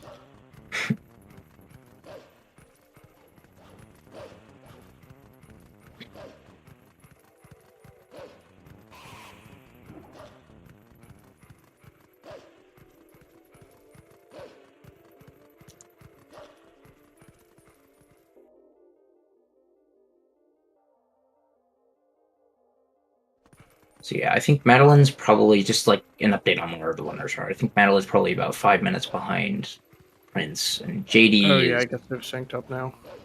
probably like, I don't know, a minute behind Wabi. That's what it looks like based on their splits, at least. Yeah, the gaps widened a little. Yeah, and we won't really be able to tell between, like, Prince and JD for a while. JD is definitely ahead of Prince because his run has been going much better overall, but we won't be able to tell by exactly how much until probably they get to Arbiter's rounds. Yep. Anyways, Wabi now starting to fight Morpheal without the Zora armor, which is barely possible. Yeah, I think we mentioned earlier about like being able to use water bombs in order to maybe get through the tunnel. We're going to use that trick that we were sort of referencing here. By swimming around with the water bombs, like with having Iron Boots force unequipped early and pulling out the water bomb, we can kind of just like drop the water bomb while swimming and it just refills our air, which is super nice because it allows us to do this fight without too many issues. Yep. Actually, shout out to one of our runners. Madeline did some decompilation work on this recently, and it turns out that what happens is when you drop the bomb, Link enters a standing animation for like 2 frames or something, and that's just long enough for the game to say, "Oh, you're standing. You must be on the ground." That means you can get an air refill. Yeah, that's good to know. I think that confirms kind of what we had thought. It's what we thought was happening. Right. So But we know for sure good, now. Good to know there's nothing else like super weird going on. Is Wabi? Surely a Wabi knowing he's not. There's no way. Oh my god, I can't. I'm pretty sure he is. I would never do this in a race. Oh no, he didn't. He definitely did not get it. Oh no. Yeah. So yeah, so normally you need 2 bombs to beat Morpheal. The Wabi got greedy there. Yeah. I think he may have had the RNG for it, but I wasn't. Yeah, enough. It looked like he didn't get the Iron Boots back on before the regrab. Right. Yeah, that's why he couldn't do the second regrab. Yep, and that's just an instant death. Yeah, and it definitely we'll get to see him loses a few minutes here to fail it. But we'll get to see him do boss key skip again, which we haven't talked about yet. It turns out we don't really have to do much of like Bed Temple at all because this is the one dungeon where we can skip the boss key. Oh, right. Most boss doors skip are, the boss tied key, but to still the fight zone. the boss. Right. Yeah. Oh, most of the time when you're trying to go to a boss, the loading zone to the boss is like actually tied to the door. So you have to open the door. Even if you could get behind the door, you can't get to the loading zone like you could in other games. But this is the one area where the loading zone is just like actually just there and it's not tied to opening the door itself. So you can just kind of drop in, which is super nice. Yep, there's a neat setup for being able to clip through the bridge here.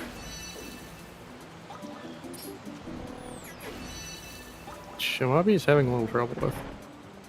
So JD did finish Morpheal. I'm guessing based on the time on his splits that was too long, but I was kind of looking at Wabi's screen. Yep, so that'll put JD in the lead.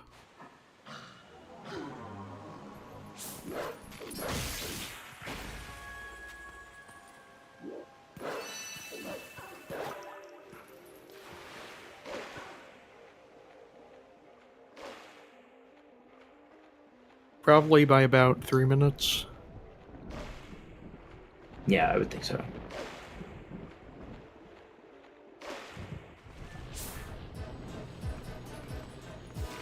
That's certainly not an insurmountable lead, but late game, there's not as many silly tricks. I mean, I guess. Well, okay. There are now. There are a few. Yeah. No, there are a few worse things than it we used still to have to get through. That's true. Absolutely. Arbiters is definitely worse than it used to be. But after Arbiters, there will definitely be a lot fewer like very silly tricks. There's still like a couple things, like I guess a Rolfo skip can be a little. I wouldn't annoying. expect. It doesn't I lose wouldn't as expect much time. The I main wouldn't things expect are really going to any be of our like runners to lose time on that today. yeah, you know. but the main things would be Death Sword skip if the runners are going to go for it, and definitely I think both Awabi and JD are going to go for Stallard skip. So that I wasn't thinking of that, but that's a good point. So there's still that. So Awabi could still maybe save time on JD, a lot of time on Stallard skip. Yep, we love angle buffer Ralpho skip. I've got to And be one of the few development. people that still does it the old way. I do it the old way if I mess up the angle buffer. I just don't trust myself to do the angle buffer that fast. But Yeah, fair. it's nice hard to you can do it. It's hard to save time with it over the pixel shot, but it's much more consistent. At least for me, because I'm bad. Sure. Yeah, I mean, if you do it correctly, you will have the angle and like the perfect, aiming spot every time. Yeah.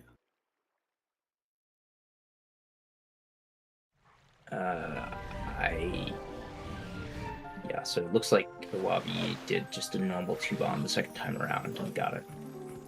Yep, a little bit of trouble with the pattern, maybe, but it worked out. Yeah, it was at least 2 bombs. I didn't see if that might have been a 3-bomb. We'll be able to tell based on Awabi's bomb count.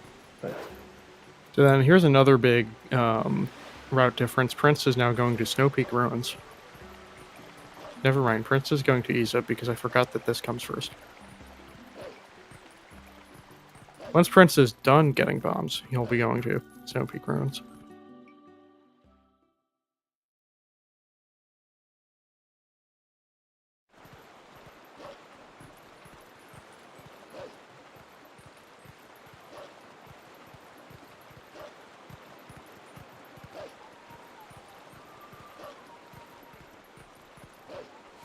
oh, does the Gorge Pillar Flip route not get the Howling Stone during the Twilight?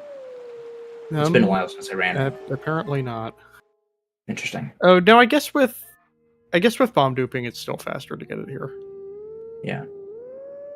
I don't know why I thought that was ELH. Yeah, I guess you're right that Gorge Pillar Clip does bomb duping now. It's been a few years since I ran Gorge Pillar Clip, so I just was not thinking about that would still apply I have to never this run round. Gorge Pillar Clip, so I have an excuse. Yeah, we used to steal Isa bombs with the Ugu after like killing the Shadow Beasts as human. Yeah, there are a couple ways. Yeah, because we haven't done Ms. Desperate Hour yet, which JD and Awabi are both doing now, I think. That is what allows you to do Minda Charge, which is like normally would be required to beat the Isa fight as Wolf. But with the new setup, we can just do it as Wolf now, which allows really easy bomb duping, as we were mentioning. Yeah, that earlier. setup is fairly recent. Previously, we'd see runners defeat the Shadow Beast as human and then get Iza's bomb bag, but if you do the human strat, it's temporary. We call it. It won't remain in the inventory if you save and quit or do a couple other things. Yeah, So I think game overing and finishing dungeons are some of the other things, which actually comes up in the normal ELH route, because there's a thing that you can do with duping Isa bombs where you can talk to her again the second time to refill what would otherwise be an empty bomb bag. But we don't actually have to do that because we game over to do empty Lake Hylia, and so that will just refill our bomb bag normally by reverting us to what our full bomb bag was before, essentially. Yeah, the logic behind how bomb dupe works is kind of complicated. Yeah, I don't know how much of that has been decomped, but it's definitely Isa is like very interesting in how she works. So there's another thing where you can get like boomerang equips, I think, from just bomb duping as well. It's kind of funky. Yeah, I believe technically that always happens, but it resets once you save warp or game over, so you don't ever get a chance to see it in ELH. Yeah. Well, but I believe we'll right. see. Because you need to be believe we'll human to actually see the equips. Right? So. So I believe we'll see Prince with the double boomerangs equipped briefly in Snow Peak Connection Cave. Yeah, so definitely look out for that. That'll be interesting.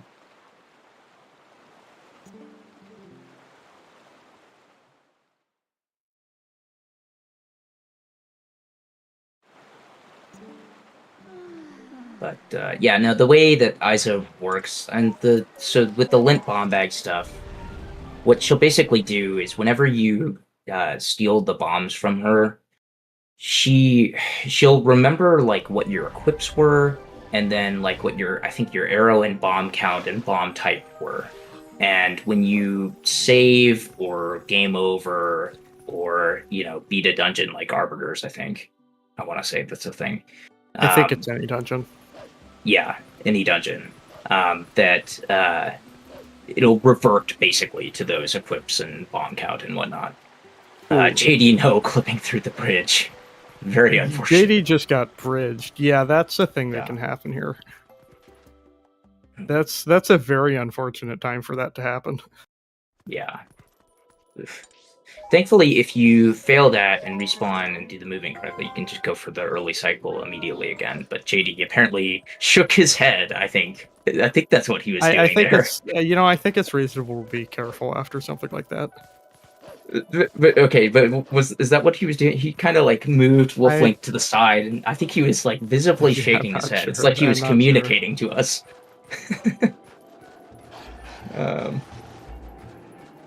Prince, by the way, I think we missed it, but Prince did map glitch there, and so loading zones for the most part are disabled during map glitch. What you do is you basically map warp, but then have something interrupt your map warp. And so in this case, it was talking to Midna.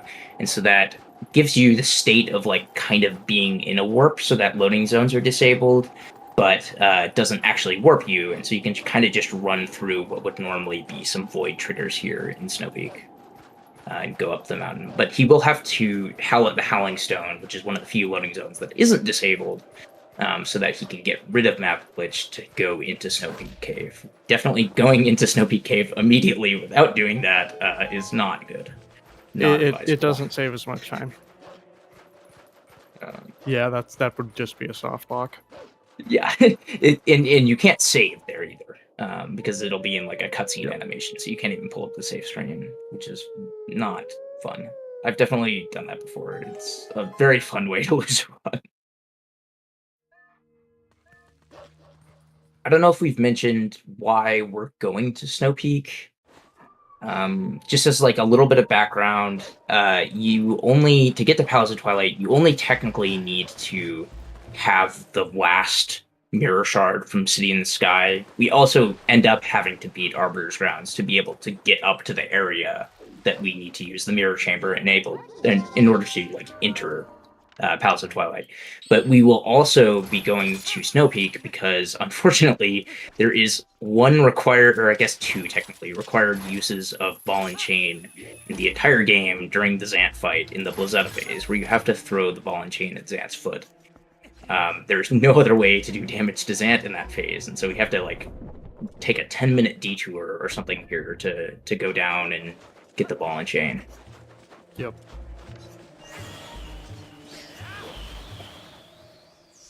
And JD is going to be heading up there soon as well, because this is the spot in Empty Lake Hylia route where runners will go to Snow Peak.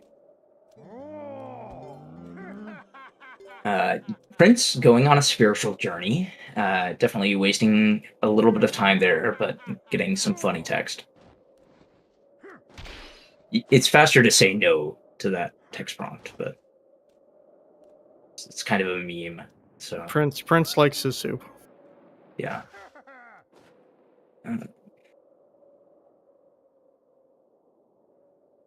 So. Yeah, I didn't mention earlier, but Prince did an LJA to kind of avoid having to do the Shadow Beast fight at the top of Snow Peak there. And unfortunately, that makes it so that the snowstorm is still going on, so we can't really see where we're going during the snowboarding, which can be kind of troublesome. I expect that our runners will probably not be voiding on it, but definitely it takes a little bit of practice to get used to. This can be resolved by getting good. Exactly, yeah. You just got to practice it a little bit. The hardest part of doing it blind is taking the shortcut, probably, because there's one area where everything kind of looks the same and you have to be going in the right direction, but I think everybody's gonna do it just fine. Although Prince is apparently not taking the shortcut, which is interesting. I take it that probably is easier with blind snowboarding to not take the shortcut. That's interesting. But you do have like I've a tried little it both jump ways, there, and I don't think it's easier because of that jump. Yeah, because there's still like a jump towards the end where you have to like go on a little platform right there. So it's not necessarily easier, but maybe you can see it from a little further away. Oh no! Please be able to angle left enough to avoid. Okay, okay, we're good. Prince is going to be taking kind of the trudge of shame, but I guess he can get enough speed here where it's not that huge of a deal. It beats voiding out. Well, also probably beats like sliding along the wall there. I don't know why Prince was pausing. It's not skip cutscene. There's not a cutscene text. No. Yeah. Maybe he's practicing for Barrier 3 skip in Hyrule.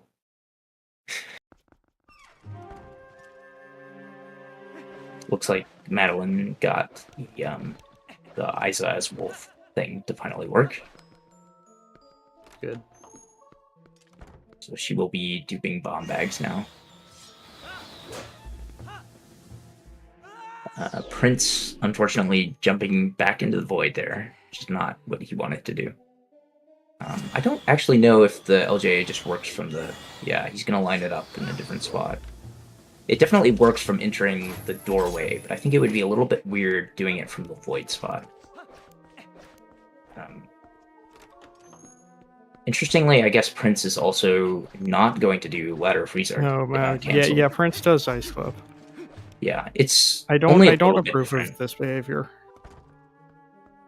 Yeah, ice clip is maybe a little bit easier. I think it's only slightly slower too. So definitely people that were used to just doing ice clip, it's perfectly reasonable for them to just keep going for it. But it loses a little bit of time over getting ladder freezer canceled for try. Yep.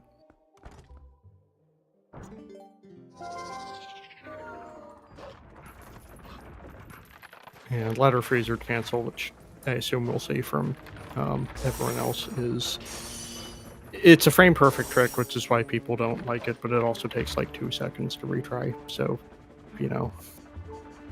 don't get it, try again. Yeah, unfortunately, I find it a little nicer than ice clip, which is kind of another one of those, TP style touchy-feely tricks. Yeah, it is a little funky. Definitely on GameCube with the slow ladder climbing, ladder freezer cancel is a little bit funkier. You actually have to drop twice, and the second drop is like not totally imprecise. I think it's like half a second. So I mean, yeah, if you know like roughly where you're supposed to drop, it's not bad, but you have to like actually figure out when you're supposed to drop from the ladder, though. You can't totally turn your brain off.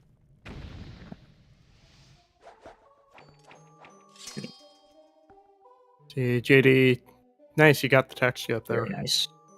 Precise jump attacks to avoid having Mida tell you about Snow Peak Ruins. Yeah. I assume JD already knows what Snow Peak Ruins is. That's true. He doesn't need to read the Mida text that he would have mashed through anyway. I don't. JD also going up the stairs, which I think is... I want to say it's supposed to be slightly slower if you have perfect rolls. I think that it's slightly... I want to say it's barely faster to roll to the door without going down the stairs, but it's very comparable. So... Mm-hmm. Yeah, something kind of unintuitive is that going upstairs in TP isn't slow. Going up a ramp is slow, but going upstairs isn't because it's just a bunch of flat surfaces. We'll definitely be able to see that in our grounds. We also saw JD, who, by the way, is going for this ladder freeze art cancel thing, by the way. Yep, I don't and put his he's taking a audio few up, tries so at it. looks like he did get the frame on Yep. one of the tries, so That looks good. yeah, it should be good. There's an audio cue to tell if you have the right timing, thankfully, but it can be a little frustrating, especially because the ladder is just very slow. So if you fail it, especially if you fail it on the second, which is far more lenient, it just feels awful. Yep. Then we'll see Prince here going up to this kind of side area in Lake Bed. There's some water bombs up there, and also importantly, there's this waterfall here, which he can just kind of put all of the normal bombs he needs to get rid of into. It looks really silly. Yeah, it's very fast to do it this way. Yep. Yeah, I think ideally you drop the bombs elsewhere, although I don't know if with the duping route you can really do it effectively in Snowpeak anymore. Not 'cause I guess really. it's before the safe war. Yeah, Not it's really. I think unfortunate. most people just kind of, Yeah, deal with the it there. route used to drop a ton of bombs in Snowpeak in order to pretty much have an empty bomb bag here. You could guess still you do can't it. really It do just that. wouldn't matter because the bomb bag refills when you save warp. Right. Yeah, because as we It were only does it mentioning once earlier- though, so everybody will get to keep their water bombs for the rest of the run. Yeah, Which is but important. like Isa resets your bomb count because like when you do it the second time, she remembers that your inventory had a full bomb bag with 30 bombs in it, and so when you save warp, it'll give you all your bombs back. So it kind of sucks. Yeah, that's my understanding of how the dupe works. That's So crazy interesting- snowboarding from a Wabi. It's a very interesting bridge clip by. Okay, it didn't work. I didn't see what did Wabi do on the snowboarding? Was it just good or? Yeah, really aggressive line through the last turn. Oh, did he like cut the corner on the like by jumping on Yeah. the little hill on the side? Yeah. Something. That's Or like the corner before that. right. Okay, I gotcha. Goofy. It looks like it's fast. I've just never seen anybody go for it there. Good on Prince killing that tech type, by the way, because the setup was not going to work if he went all the way back down there and couldn't target. Yep. Yeah, that Tektite's annoying. Yeah. I don't know if that Tektite is named or not. I believe it is Terry. Yeah. It looks like Madeline is actually not going for blind snowboarding. I don't know if she went for the LJA to skip the Shadow Beast and just didn't get it, or what happened. Yeah, there are a couple ways that can go wrong. Yeah. The most frustrating one is you can have a Keese knock you into the trigger while you're setting up for the LJA. Yeah, that one definitely. Especially if it Had that causes you to happen- like slide off the edge. Off the edges, I mean, you can have it knock you into the messenger fight. Oh, yeah, that would definitely be worse. I've had that happen to me a couple times, and it's definitely you gotta make sure you don't throw the controller. One of the nice things about not doing blind snowboarding is that you can actually get the rupees on the way down. I think Madeline was trying to go for the treetop rupees. She didn't quite get them, but she definitely least got got the the red 20. rupee on the shortcut. So And slightly scary for a Wabi going into Darkhammer's room with less than 1 heart. yeah, because Darkhammer does Cannot a get heart of hit in this damage. fight. Right. Yeah, a quarter of a heart. Very fun. Hopefully, Iwabi will not side hop into the ice when getting the rupee. Oh, and he's going for the bomb too. Actually, I feel like the bomb That's- makes the timing easier to do the. I feel like it's harder to. Yeah, just but then you have to roll not around. get blown up by the bomb because you're on a quarter heart. That's true, but then you just have to wait a little bit. So he was aggressive and definitely went for it very early, but you can Yeah, be great work out. a little bit safer about it as well.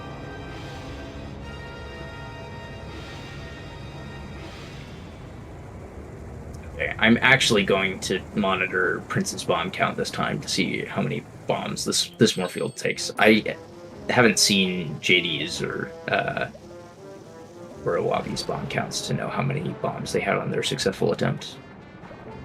Prince is having a very difficult Moorfield here. Moorfield swimming straight up, but it looks like she came down enough where you can but still get the hit and go all the way to the ground. Sometimes Morpheal will just do that, unfortunately. Kind of some annoying swim patterns you can get. Yeah. But this looks like it should work for a, simple 2 bomb for Prince.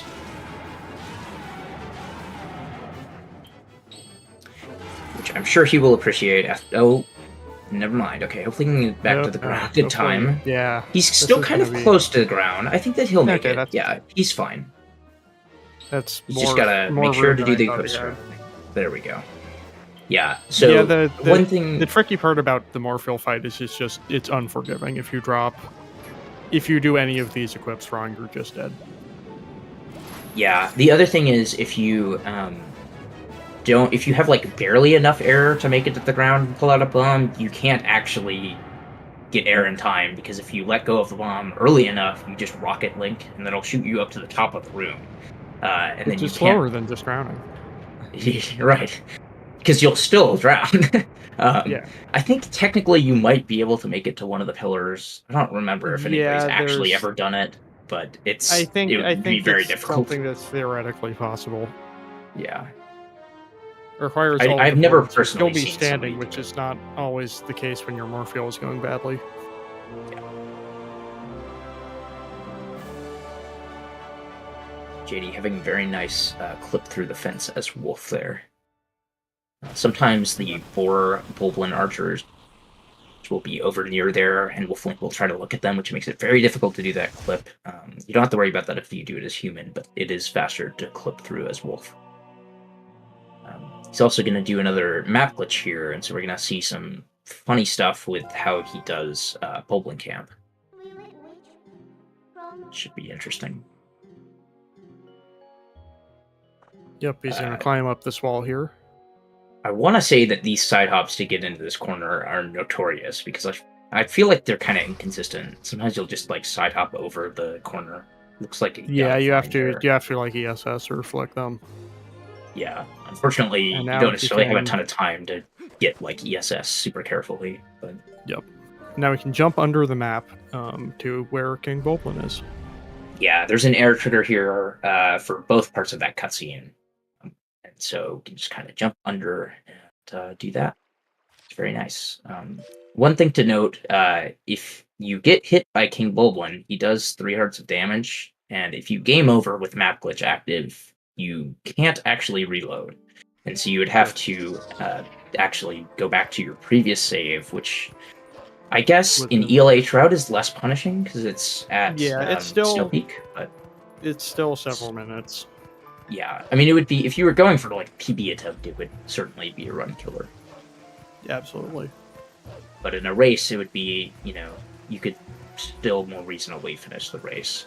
On the old route, I don't know if it's still true on Gorge Pillar Clip route, but it would put you back at, I think it's still true. Interesting strat from Madeline there.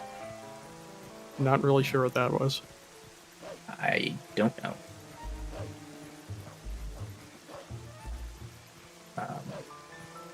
But yeah, I want to say it's probably half an hour of stuff on Gorge Pillow Clip route from King Bulblin 3. It's bad. It's a long time at the very least. I mean, because it's from Ball and Chain, which on Gorge Pillar Clip route is before Morpheal instead of after, and so you haven't already done Morpheal and MDH, which both take a lot of time, and so you still have to go all the way back through the desert and everything, and it's a mess.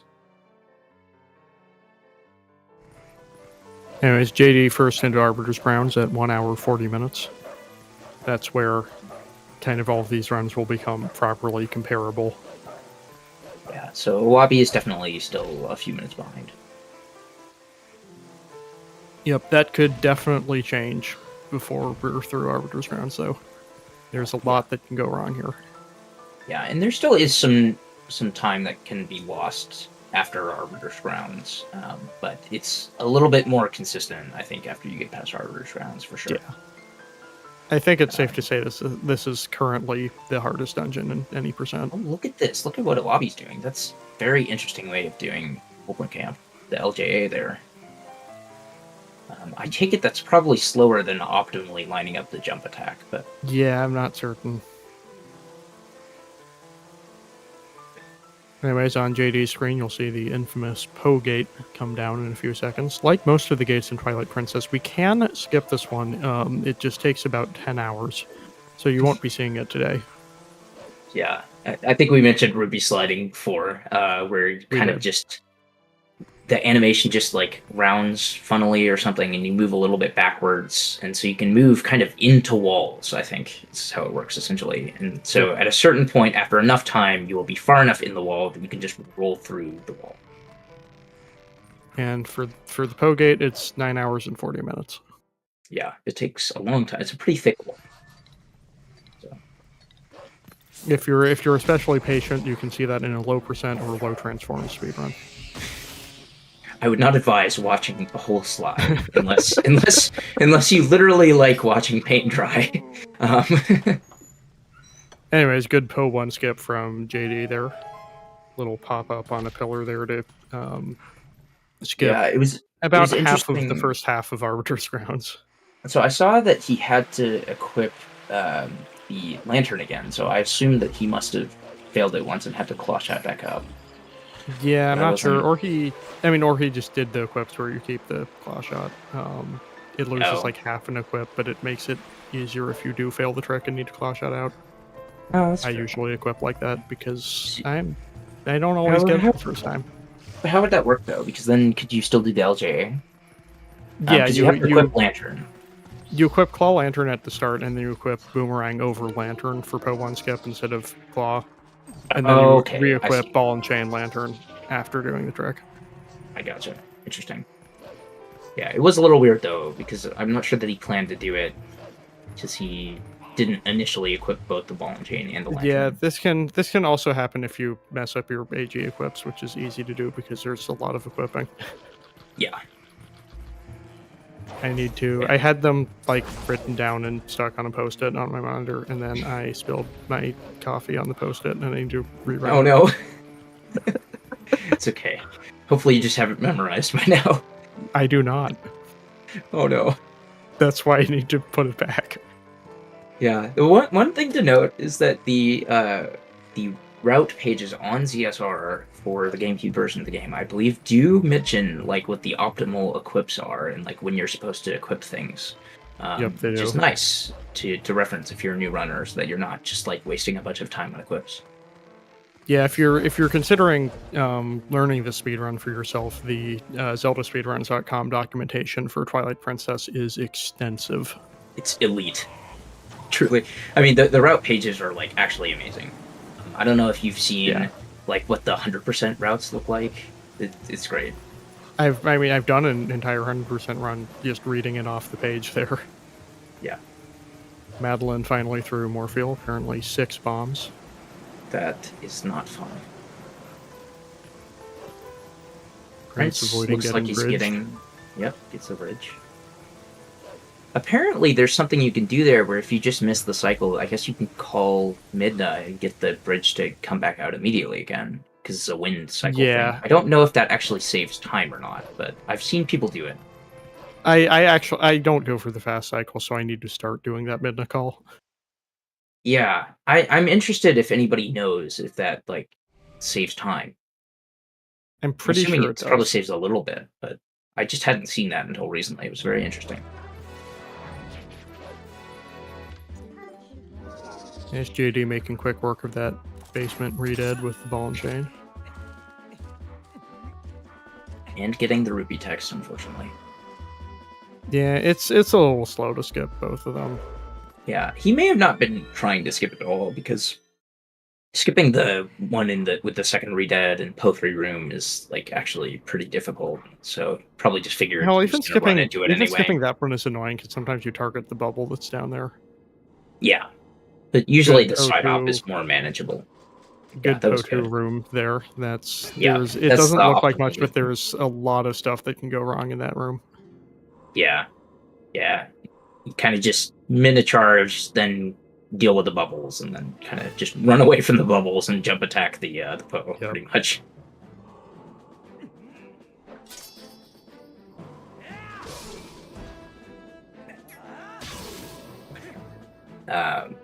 Interestingly, the Podor, unlike a lot of other triggers in this game, like actually cares that you got almost all of the pose rather than just the last one. I think because you can kind of just walk past the pose while getting the you can, keys, and so it has to check. But as you designed, still don't have to get the first one. Yep, as designed, you're able to skip, accidentally some of the pose, but the game thinks you have to get the first one, so it doesn't check. Yeah. Also, shout out to Fernan for the raid. I think Fernan was doing a Wii run, so I'm curious how that went. But we will be seeing some TP Wii, I think, throughout Wolfdash. Is Wabi going to do the swag transform? No. What is the swag transform? I haven't seen. Oh, yeah, with that cutscene with the stairs falling, you can transform during the cutscene. Oh, interesting. And Link kind of just drops into the hole while the cutscene is going. It's really silly looking.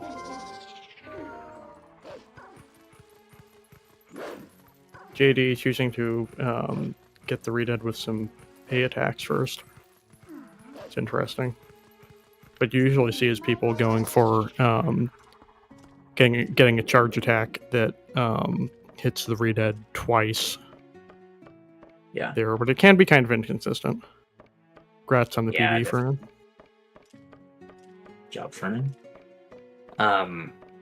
Yeah, I didn't see it, but I guess Awabi must have grabbed some of the backup bombs in the Stealthos room, because he has 10 now, which would be more than you would normally have. That's the only way that happens.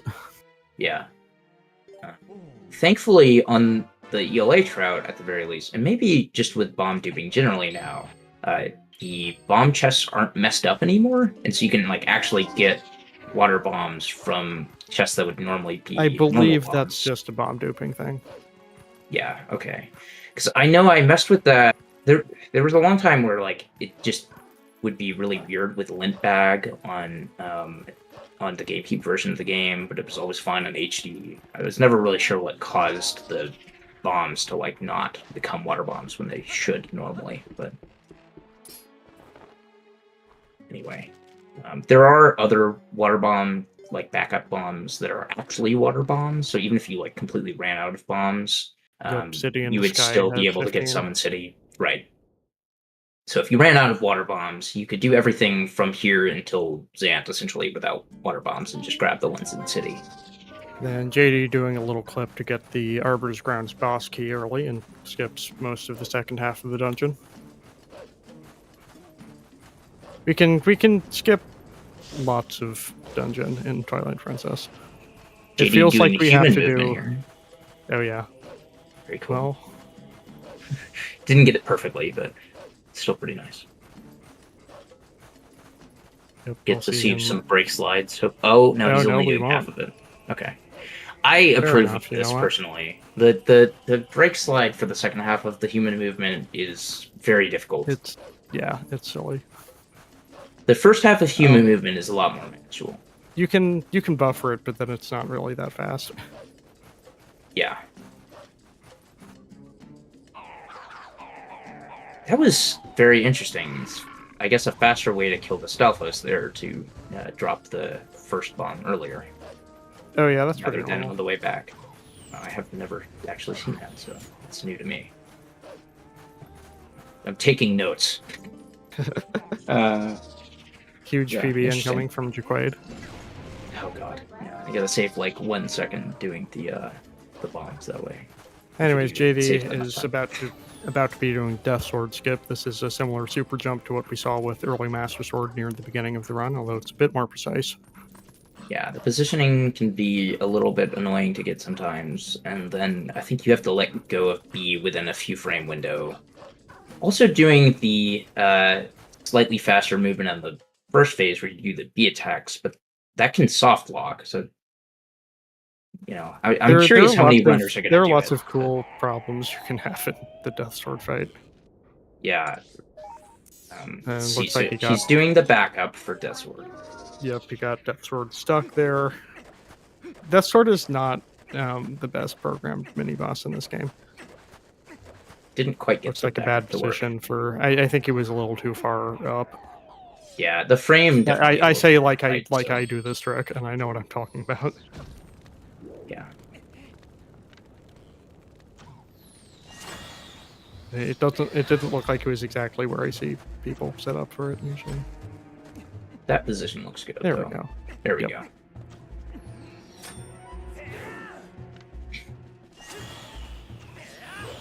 Good salvos from Awabi there. Couple Yeah. well-placed bombs, clean them up.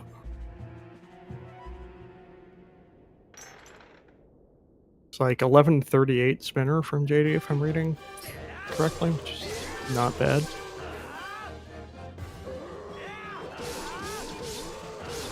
Yeah. Well, I would be happy if I got that split time. I think a lot of runners would be I mean, what is the community sum of best like on that? Is like I'm not what is sure. it? Isn't it like a 10-20 or something? Is it really? It's crazy. Yeah, Let I know. me find that. I should have that. My goal is like an 11:30. To be open anyways.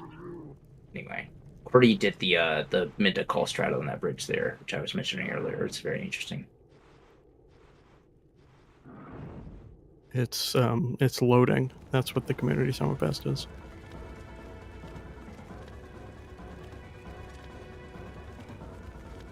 Wabi also doing the backup for Death Sword Skip. Yeah, it is 1024 by Beast. Okay. Yeah, That's faster crazy. than I thought it was. Wabi unfortunately I'm happy to get a 12 something. Yeah, Death Sword Skip's hard. Yeah, it is. The camera doesn't necessarily always do you favors either. There we go. Got it. So I think that's second try from both runners. Yep. Okay, so we can finally tell how far behind Prince is compared to JD and Wabi.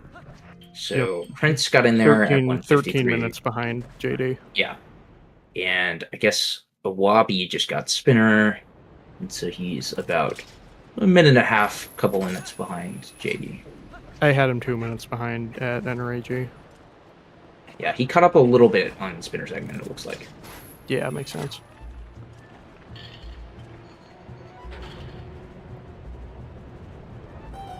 So now I assume we must see JD going for a Stallard skip. I would think so. Yeah.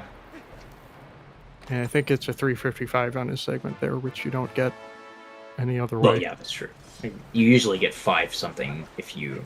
So he has done it before. We'll see if he does it again. Yeah, it'll be interesting. I mean, it's possible that some of the runners will decide that it's a race setting and they don't want to deal with the inconsistency, and so they'll just go for it normally. But it looks like he's doing Stallard skip, so it does save. It's a lot of like time. 90 seconds.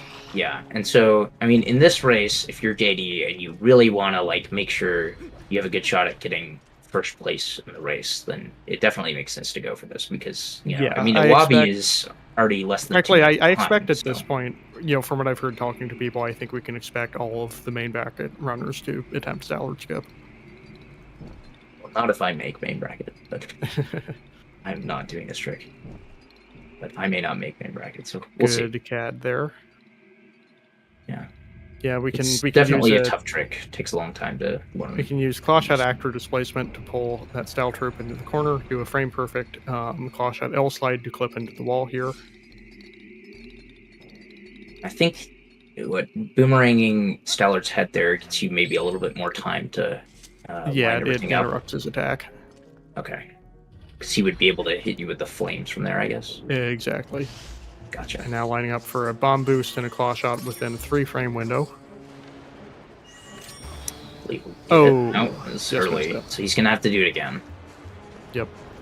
And I guess it's since the setup is pretty precise, you gotta wait out, start from the start of the room again. Well, and also if you do the if you throw the bomb, the style troop's dead. Yeah, right. You need to reload to get the he doesn't respawn. He doesn't respawn in the same spot. So you're right. No, he doesn't. Yeah. Also, yes, the setup is as precise. Okay. So Awabi could catch up here if he can pull this off first try. Oh. Also, JD kind of getting low on health. That's I assume that there's hearts in the Yeah, pot themselves. around the room, so you can. It is a boss arena. Yeah, of course. There's way more hearts in boss rooms than in normal rooms, so we're gonna see him take advantage of that now. Actually, Prince having a little trouble with P1 skip. Oh, that's weird. let's see if Awabi. I mean, Wabi got okay, hit it by was- Stallard.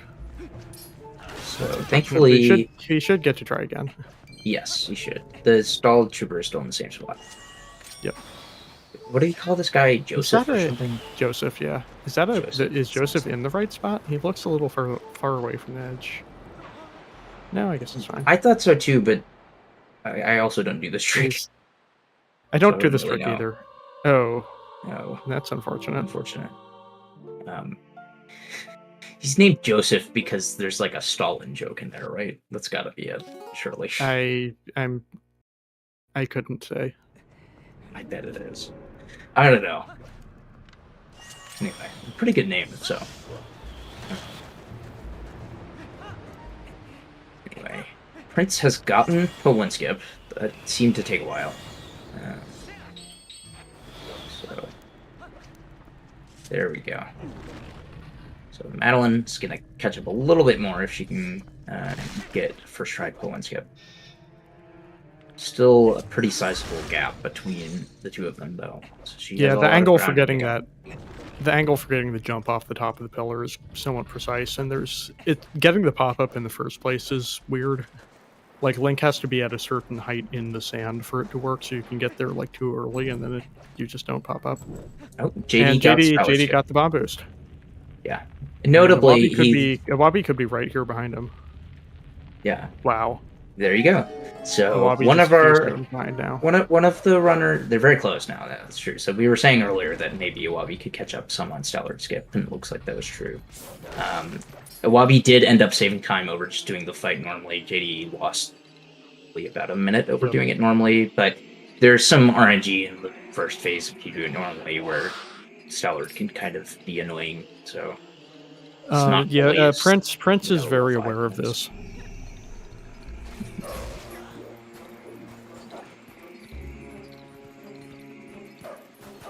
It's interesting. Yeah, they're- by Prince. JD and Awabi Yes. back within 10 seconds, leaving AG. I still haven't learned this new Po4 strat. Yeah, I remember like. Oh wait, that one. Never mind. Yeah, I don't do that. Yeah, I know how to do the RNG manipulation from the normal I spot. need to like finish learning the RNG strats.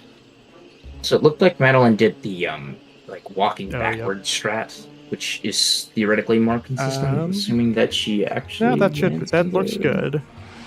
Yeah, Yeah. yeah, no, it's fine. You have a fair bit of room. She looked a little concerned about it. I'm assuming that that's not because of the King Bulblin 3 fight, It is because of the although- King Golden 3 fight backflip. You got a backflip. Backflip. Oh, Oh my goodness. that block doesn't shield usually works. work. Okay, That's- well, Yeah, you know what? Monka S indeed. if it works, That's it works. so Yeah. sketchy. As a wise man once said, we take those. Anyways, JD threw the statue into City in the Sky. You can transform in a certain spot and just kind of run right through it. Yeah, just As save, we discussed, casually that's saved skip. like an hour and a half. Yep, that skipped. Completing Snow Peak Ruins, getting the Skybook, filling the Skybook, and completing Temple of Time to get the Dominion Rod. It's a lot. It's a lot.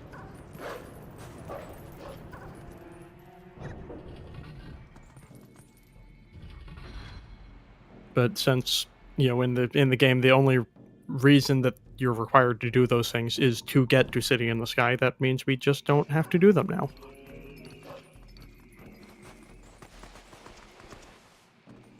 Actually, we're finally going to see the French stuff from Awabi, so we should actually... Oh, we are, yes. I don't think I've seen this, so it's very Yeah. interesting.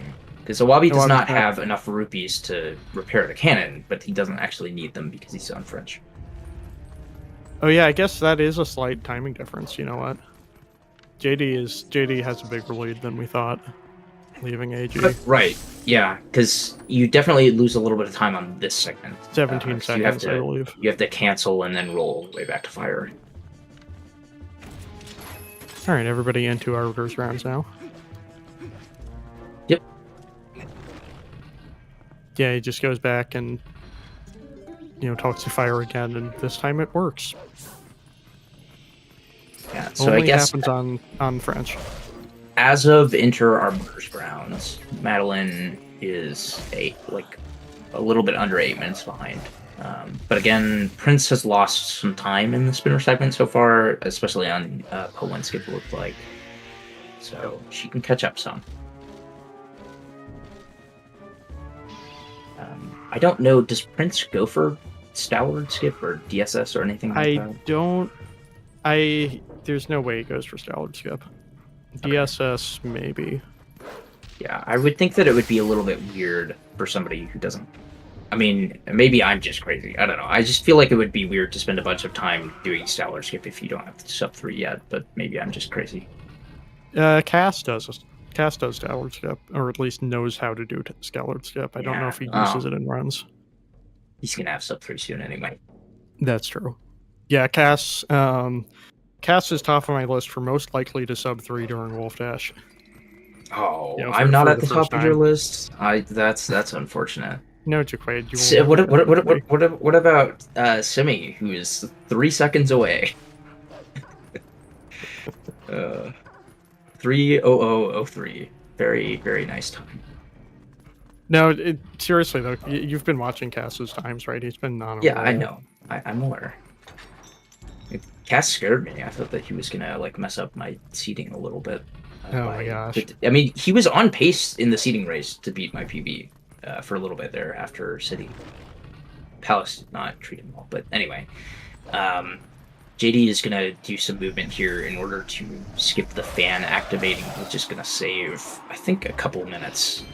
Yep, you open the door as Wolf from kind of far away, and the big fan of the ceiling just doesn't turn on. Yeah, and that allows us to skip having to go through all the rooms in West Wing. Yep, we can just fall shot right up to the boss key when it's time. Yeah, I want to say optimally it's like a couple minutes, maybe 2.5 minutes, somewhere plus or minus 30 seconds.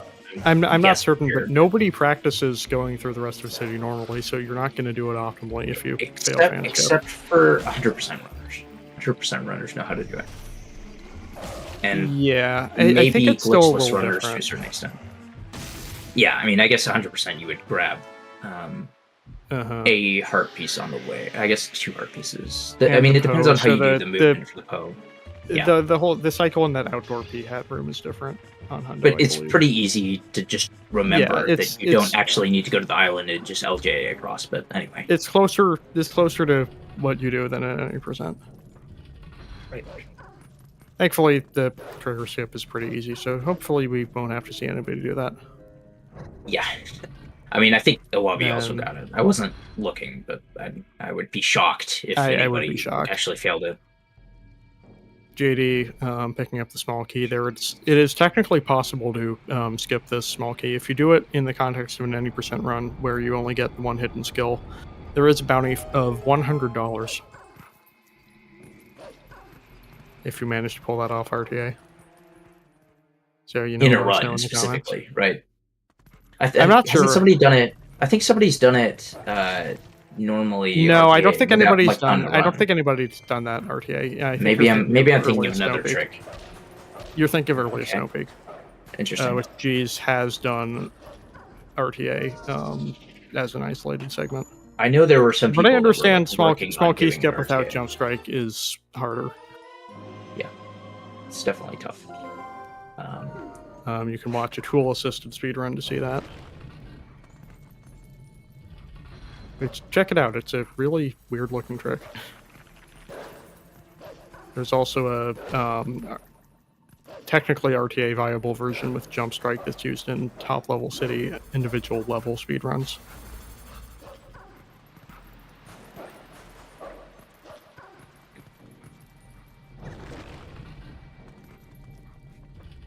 Does G's have all of the IL records still? G's has all of the IL records. Very nice.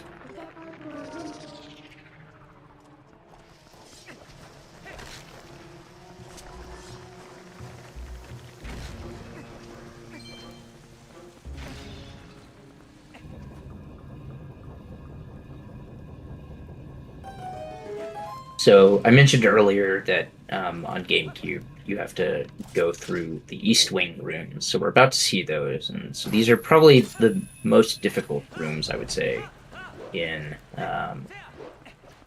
City yeah. 80%. Yeah. And there's definitely variations on the movement. Like you saw JD doing a little bit of riskier strats there, especially the corner jump. I've never is quite seen difficult. somebody do that corner jump. Yeah. I don't remember if it saves time. There's a lot of strats in that room that are roughly the same amount of time. Earth. Hell, I think he got away with it. He got one of the Dynalphos to just jump into the void by just hanging off the edge. I don't think I've seen that before. I've definitely seen the strat with the claw shot where you can like get them to just fall in the void. Yeah, I've actually Wabi. started going for the claw shot one recently, mostly just because it's funny. I kept failing it, so I'm just going back to the Yeah, there's I'm sure that'll happen to me at some point. Yeah, we'll see if... I mean, Wabi has the claw shot out, so I think he's probably going to go for it. So we'll see. You'll get to see it here. It's definitely very funny. The Dynalphos just kind of slide off the edge. Yep. They try to block the claw shot, and they're kind of clumsy. By the way, Prince is doing Death Sword skip at least, which is interesting. Alright. It's trying to. It's another trick that doesn't actually... I mean, it loses, like, a decent amount of time, but it takes a lot of time to, like, actually get consistent at it, in my experience, at least. Doing yeah, I think you might get a couple tries at it before it starts losing time. Yeah. But yeah, it's not easy. Yeah, I think the second try breaks even. I mean, it's not as bad as it used to be because we have the backup, so we don't have to just, like, redo the wrong positions. Although, Prince is having to, like, redo those because he's not doing the backup. Yeah, unfortunate. Very nice Yuku jump room from both Wabi and I think JD when he was in there. Wabi avoiding the temptation to mash A at that door and bonking on it. Let's see what JD does here. Oh, JD is doing the angle buffer. And looks good. Beautiful. Another gate defeated. I thought that JD, of all people, would do the old boy strat of aiming, but I guess not. Yeah. I guess old dogs can learn new tricks. Then I assume a Wabi will be doing a Wabi setup or Alpha skip. One would think so, yeah. That would make sense. Shoutouts to a Wabi. Yeah. Yeah, you aim all the way up, item wheel buffer like a little bit down, and then just see up a few times. Yeah. And it just puts you in the perfect position, which is great. Or, well, the reticle in the perfect position. There's a little setup to get Link into position. Just kind of do those sword movements. Prince is spending a lot of time Death Sword. Madeline could save a ton of time if she just doesn't go for Death Sword skip and just... I don't think she does. So. Exactly. Like, definitely could close the gap here. I mean, there's only like a few minutes difference between them now. If I'm just like going off how long it normally takes to get there. Prince did finally get it though. That looked like a very scuffed setup, but it worked. So. Yep, I think Madeline's probably 3-4 minutes behind now. Yeah. Definitely closing the app. Anyways, JD reaps the rewards of having the fan turned off and can go directly to the boss key using this neat clip. Yep, we used to go outside and claw shot our way up and go back inside after an LJA. Yep, which is basically exactly as precise but slower. Shoutouts to Power Gamer Kai. I think that Kai clip is maybe a little bit more precise, but yes. Maybe it is if you start in a bad position like JD did. Yeah, well, that one was definitely precise. Yeah, there's if you claw shot in certain it's a positions little on the harder grid, than easier. Like, we'll it's see a little if harder the than the outside strat, but it's not that much harder. That looks like a good position for a Wabi. Yeah. Leroy is kind of in the way. But yeah, see, a Wabi had a lot more pixels to work with there because of where he aimed beforehand. I think that saves like 10 seconds. A Wabi has a good position for a pot warp here. Let's see if he gets it. No such luck. Yeah, what is that? For some reason, When if a Homosaurus charges into a pot, the pot it just teleports warps to you. Link. Yeah, It makes no sense. and that can happen in boss key room, and it's kind of random. So we just you notice when it happens. It's a little thing to. Yeah, no, Wabi's catching up a little bit.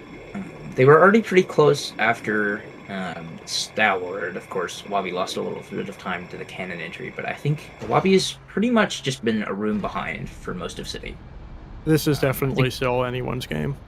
Yeah, it's like a 30-second gap or something, pretty much. Maybe even a little bit less than that.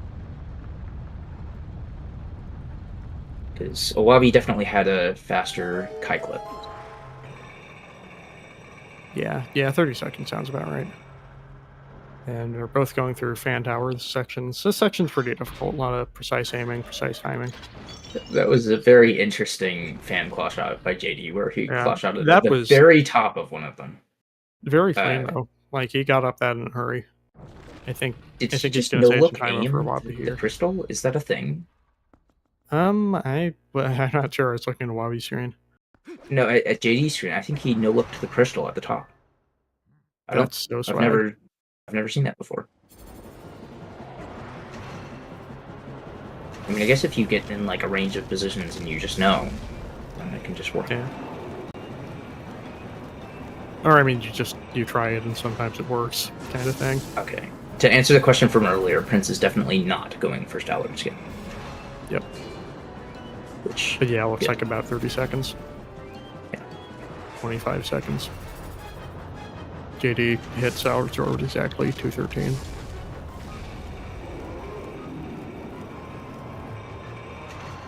And going up to the pillar for Arc Rock for a cycle.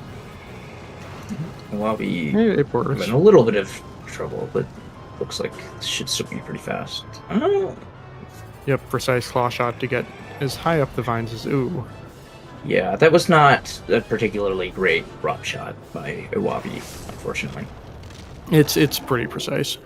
Yeah. I think it depends on your starting position as well. Yeah, well, I mean, it seems like Wabi just uses a different setup from what I use, at least.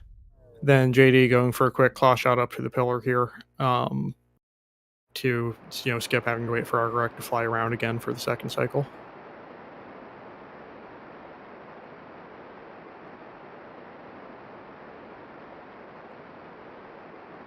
So at Spinner, Madeline was 3.5 minutes behind. So still a lot of time to catch up. Oh, no. That's not a good way to catch up, unfortunately. That's not going to work. I don't think that's going to work. No. That's unfortunate. Now you're going to have to untransform. Although I guess you could just wolf the attack across the sand at this point. Yeah, that's probably what I do. Yeah. So that's frustrating. I guess you're going to have to untransform at some point anyway. JD and Wabi now watching an incredibly long cutscene in the middle of the Arc Rock fight. This is a great time to go grab water during an 80% run. It's very nice. Yep. Now, Stalwart's great for that because there were 2 really long cutscenes. So the first one you go to the bathroom, and the second one you refill your water.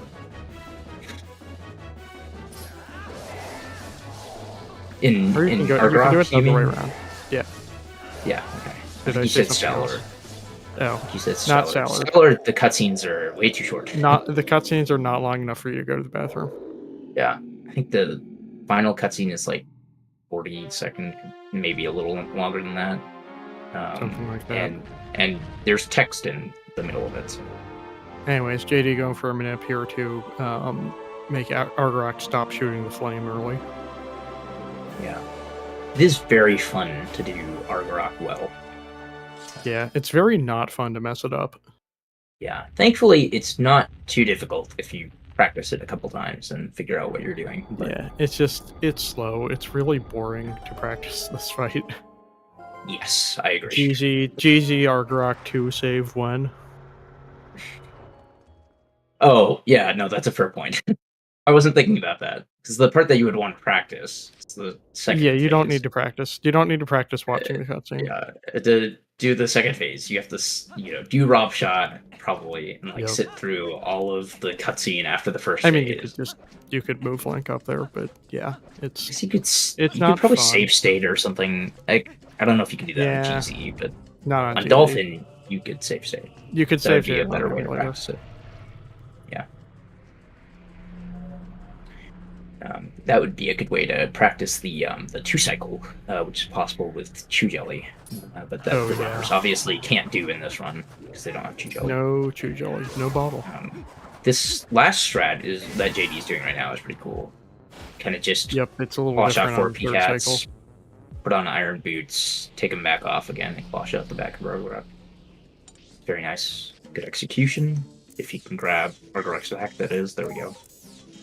Yeah, that last claw shot's a bit weird because you're like moving back up and the claw shot kind of misses if you aim it at what looks like the right spot. You have to go a little higher. Yeah, I think other than the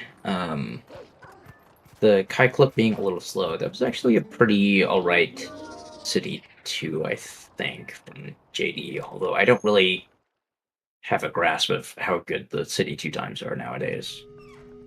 Yeah, I'm not certain. But it looked fairly good to me.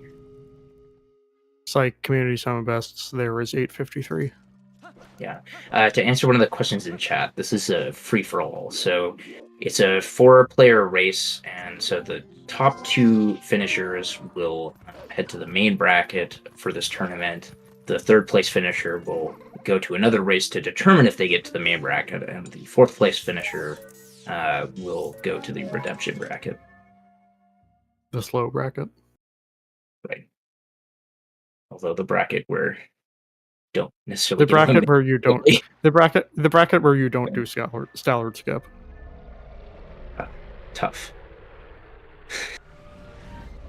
Anyway, I was thinking about it. It would be kind of nice to like do redemption bracket instead of making main bracket, because if you're not like very easily sub 3, you're gonna get eliminated pretty early in the main bracket, unfortunately, because there's just so many good runners.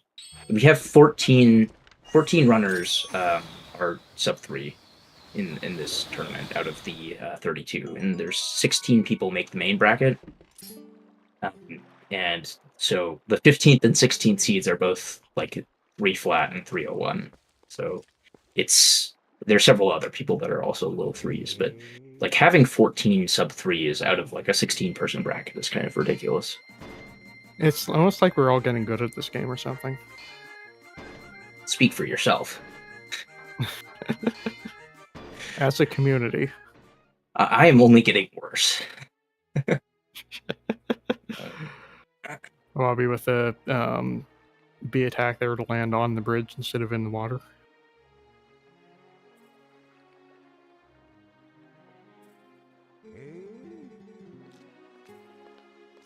And JD first into Palace of Twilight. Yeah, it's still like a 20-second-ish gap right now. So definitely could go either way. There's an infamous room in Palace that can lose quite a bit more than 20 seconds if it goes horribly. Oh yes, there is. We have a name also for that room. Stupid Room. There's several names for that room. I think Stupid Room is the most popular. I've also heard Mario Room, which I guess because you're jumping. I don't because really it's a platforming thing, but I don't okay. feel like Mario that Room makes more sense. really captures the essence of the room, which is that it's stupid. Right. Yeah. Though it does help distinguish it from Temple of Time Stupid Room.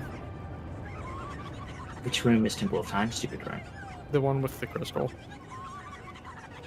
And the cutscenes that give you analog glitch. What? That one isn't that bad. I've heard people complain about it. No, the only real stupid room in Temple of Time. I mean, there's a lot of like dumb stuff in Temple of Time. Don't get me wrong. Okay, the stupid room in Temple of Time is is the one that has Armageddon in it. I was about to say. There's so much RNG. So we were on the same wavelength. Good. Madeline warping to Death Mountain after Mirror Chamber, so maybe she's gonna go check out Goron Mines. Oh no.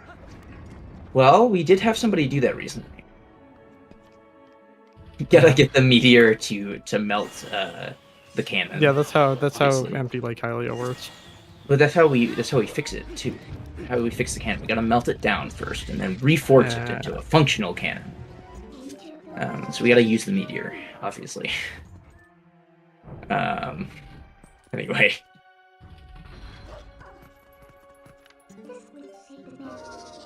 Unfortunately, we've already used the meteor, so we can't use it again. Anyways, JDL, I'm now into the first Phantom Zant fight. If he does it right, this will look easy, but he's trying to do a very precise amount of damage to Zant every cycle to avoid him kind of going into this animation where he just teleports around the room invincible for way too long. We can only hope that JD is wearing stereo headphones as well. Oh, yes. Those were very bad spawns, by the way. Yeah. Ideally, Phantom Zant will keep spawning on like the same side of the room, and in JD's case, he was on the opposite side of the room every single time. It's like, oh god. Yeah, I sometimes kind of cheat towards the middle. Yeah, in no, case I that definitely happens. do the same. But even if you get like mostly towards the middle, it still saves a lot of time for him to spawn on the same side of the room.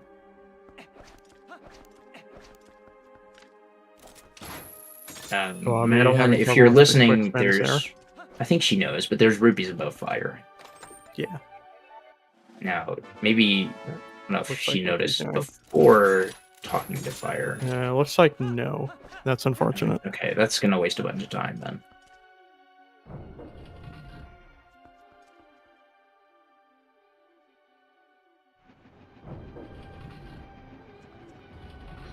I think got the cool soul throw during the cutscene. Madeline just thought she was playing on French. Yeah, no. Yeah, would be fine on French, but unfortunately. And Prince going for the P-hat jump instead he to skip a cutscene. There are a couple different ways of doing that. I've heard people say that like it's harder to do the P-hat drop. I just don't understand that mindset at all. It's definitely slower. I don't really think either of them is easier, honestly. Yeah, I guess with notches, I think that not you have more bad leniency on the P-hat. You have Yeah, more leniency on the P-hat one with certain wind cycles. I usually go for the side hop. It's like the P-hat drop is very easy. You just wait until the wind starts blowing and drop off while facing an angle. Yep. It's a lot less involved than, I think at least, than doing all the movement up the side of the stairs and everything, which can go wrong. Having in trouble a with number of ways. the Baba Serpent. Yeah. That's the most grief I've seen that one give anybody. Not sure what happened there. JD rolling past the platform.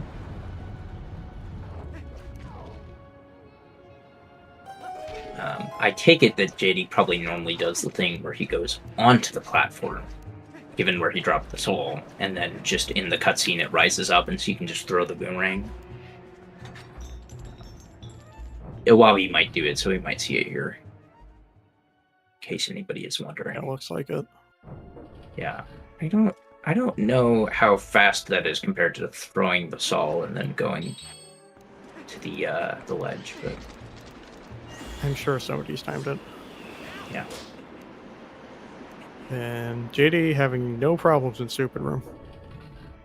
Yep, so that's the strike against Iwabi, because Iwabi probably was hoping that JD would lose a little bit of time there. Yep. Now it's Iwabi's turn to not lose time there. Thankfully, I guess neither runner really had problems with the keys. Sometimes the keys will just, get down Mr. President in the way of the claw shot. Yep, I've had that happen a few times. Yeah, and so if they do that, you kind of have to kill them instead of like actually claw-shotting the target. But then, anyway. Assuming Iwabi manages to jump across here, it looks like he's right on pace. Yep. Yeah. I think having the Zant head spawn there loses maybe a little bit of time, but ideally, I think the Zant head spawns in like the back left or back right. The back two like middle spots are probably the worst and most difficult to deal with, at least in my experience. When it's like on the platform at the end, it's really hard to get the auto spin on it. Well, yeah, that, but also the movement to even get Yep. over there without getting hit off is like very difficult. Yeah, I don't really go for doing that room fast. Yeah, any time that I get through that room without falling and like losing that much time, I'm like okay with, honestly. Absolutely, absolutely. Curious if Awabi does the claw shot strat or the boomerang LJA strat, which JD Yep, JD did the LJA. Ooh, a nice spider shot by Awabi. Yep. He didn't actually aim at the target, he just kind of spun. Prince shot. unfortunately did bonk on the door in city that's really easy to bonk on. What the heck was that? That was... I've never seen that before. Oh no. Too early on the jump attack, I guess. Does that save time, by the way? I mean, I would guess it does, but Oh my gosh. it looks difficult. Oh, the skydive, yeah, it does save time. Interesting. But it costs 2 hearts. Prince is committed to doing the skydive. See, yeah, because I assume that, like, There we if go. you get down to 2 hearts, that you should just grab the Uku rather than wasting time That's grabbing the the heart. smart thing to do. Okay. Just wanted a sanity check there. Anyway, but I did, like, I just Yeah, wanted we to don't mind mention a little again, fan service. Awabi's Sorry, go ahead. movement after the small key chest and like the room before Phantom's Hand was crazy. I don't think I've ever seen that before.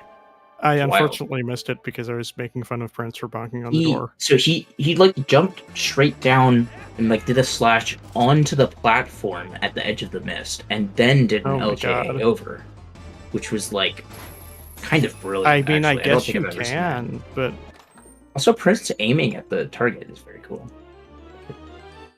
yeah, Prince not going for the setup. I appreciate that because I also am too lazy to do the setup. Just like aiming. As I said, I love the setup. Yeah, Our I'm first sure if you skip get it set down, up all it's day, a lot every more day. consistent. So It's so consistent. Yeah. You just have. well, I mean, if you do it the correct correctly, order and you get if Ralph you at a do it skip. correctly, it is perfectly consistent. Yeah. I'm just saying that like it's probably takes a little bit of time to like learn what the hell You you're gotta doing. learn it. It's not totally free because you know the buffer is frame perfect, but Right. But that's probably the only difficult part of the thing is just getting the frame buffer correct. Everything else that is very simple. and I've had it happen a few times where I just like press A too many times in the last step. Oh. Well, Easy to just use your thumb wrong, I guess. interesting with JD not getting the throw. I guess dropping the Sol must be faster. Yeah, I think it's- I usually throw it just because it makes the claw shot easier, but I think it is faster to sword drop it if you miss the one framer.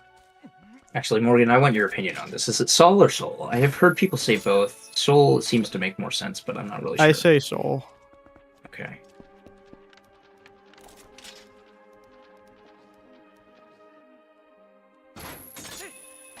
Yeah. Well, if Awabi is also doing this route where you drop the Soul, it must be faster.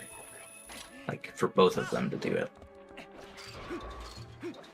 So Awabi apparently is not throwing the Soul at the right time because I heard from Beast that if you do the throw at the right point with the fast frame data and everything, that you can't actually make it to the edge and jump into the void. What a tragedy. I know. But it's worth it to lose the frames to go for the swag strat, obviously. It is.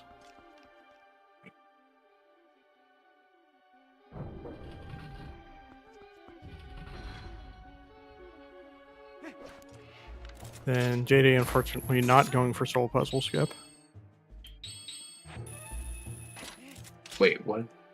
There's a... Oh, you haven't seen this? No. Oh, there's this crazy like key super jump you can do in this room. Oh, I don't think anybody will be going for that. Beast goes for it sometimes. No, sure not. That's crazy. I believe, I forget what event it is, but he did a like 100% versus 2 any% race in an event, and he did the strat in that one. It's the sort of thing where it's not hard. It's just weird to learn, and it's kind of RNG dependent, and it saves like no time. Interesting. It does look extremely cool. I'm sure it does. You use the rang to pull. You know how the Snow Peak Ruins Sundo Key Super Jump works. Yeah. Oh, So it's similar to that. you do that kind of thing to pull a keys Okay. down, but because of the timing, what you actually have to do is use the fog to auto transform you while the boomerang is still out. Well, maybe if we emphasize it enough, Beast will do it during his pools race. That'd be nice. Give Sure, the viewers fans would what. like to see it. Yeah, I think it was RAF. You're right, Faison. Prince, yeah, give the apparently people what not they wanting want, to please. drop down and save time, but Yeah, it can make things worse. yeah, well, I usually go for it on that last fan though, because you kind of have more room to claw shot off it. yeah. See, Karg's being very aggressive to JD here. Yeah, there is an LJA you can do here. I think don't know that's if most runners go for it at this point. There was a while where people were like very scared of it for some reason, even though like if you aim at the right spot, there shouldn't be any like real risk of No, he's bad not sword going for it. recoil. Yeah, interesting. Yeah, Sometimes there's it can be hard. a lot of with the cat Palace LJAs are cards. kind of runners' preference because they don't save very much time and they can be Yeah. risky. That one definitely does save a little time though. Wabi is going for it. Okay, yeah, so and we will it pays see it. off. Right, and so as you saw there, like if you aim far back enough on the wall, then you should never have any problems with the sword recoil hitting you into the void.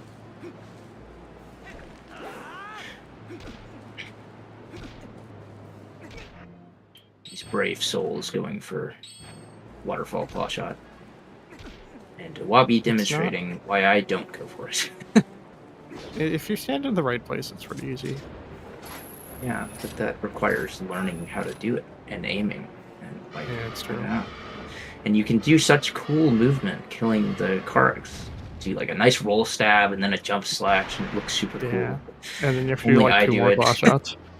Yeah. And it loses like a few seconds, but it looks cool. It looks cool. That's what really matters. Exactly. The swag points are the only thing that matter. I understand that in this tournament, you know, if you like each swag point is worth an additional 30 seconds.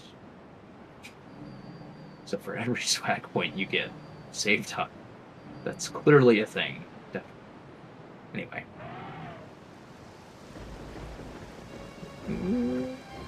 Now JD through early platform cycle room. I don't know if This room is kind of on a cycle, and that means JD has to move through it in a darn hurry to get to the top in time. Yeah. Gotta help Madeline, time missing the cycle loses. It's Madeline not claw that shot much. it. Sorry, go ahead. Yeah, Madeline claw shot it on the wrong spot for Kai clip. Ew, she'll have to unfortunate. redo it. Yeah. That one looks like it should work. But There we go. looks like Oh no. Oh no. oh no. This is horrible. Yeah. So JD cleanly getting the early platform cycle. Which is good.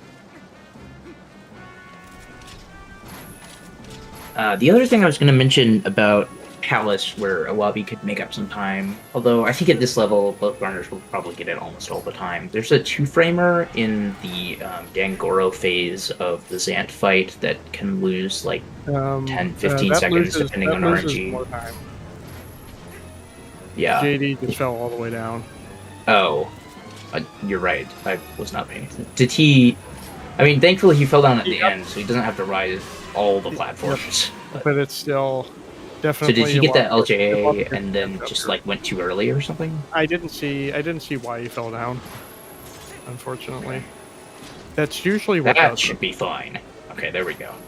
it. Yeah, Yeah. Okay. JD is still ahead. but the gap is closed a little, Yeah, unless Bobby falls down. that's good. Looks good. I'm usually a little more careful with setting that one up.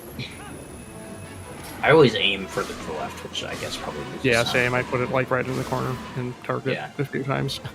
Yeah, I guess It is slower, technically, but I'm sure it falling loses down is time. much slower. Yeah. Usually when I mess up, it's because I go for it too early. And so I'm like not actually high enough on the platform. It's to definitely make the jump. one you can go early on. Yeah. Wabi and JD just spawn camping the Shadow Beast in this last room here. Yeah. Wabi doesn't really need more health. I'm surprised that he didn't try to... I don't know if he has boomerang equipped, actually, but probably does. Yeah, he should. I was If looking he at the doesn't, wrong he's gonna button need for it. Yeah, sorry. I was looking at the wrong button. I'm sure he does. I forgot that he, like, puts boomerang on X, which is... I'm not going to start a flame war over this. I'm pretty sure most GC runners prefer X boomerang. Oh, that's unfortunate. I usually do. Usurpator Xanto.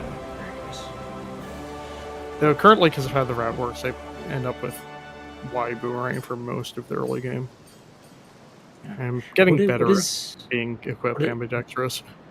What is Xant on French? Is he also Usurpator Xanto? Oh, Xanto Usurpator. Xanto Usurpator, yeah. I see. Very French. There's probably even a word in French. Yeah. See if JD can get the Angoro one cycle.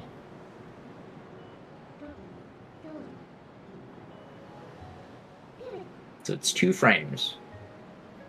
You got it. And you got it.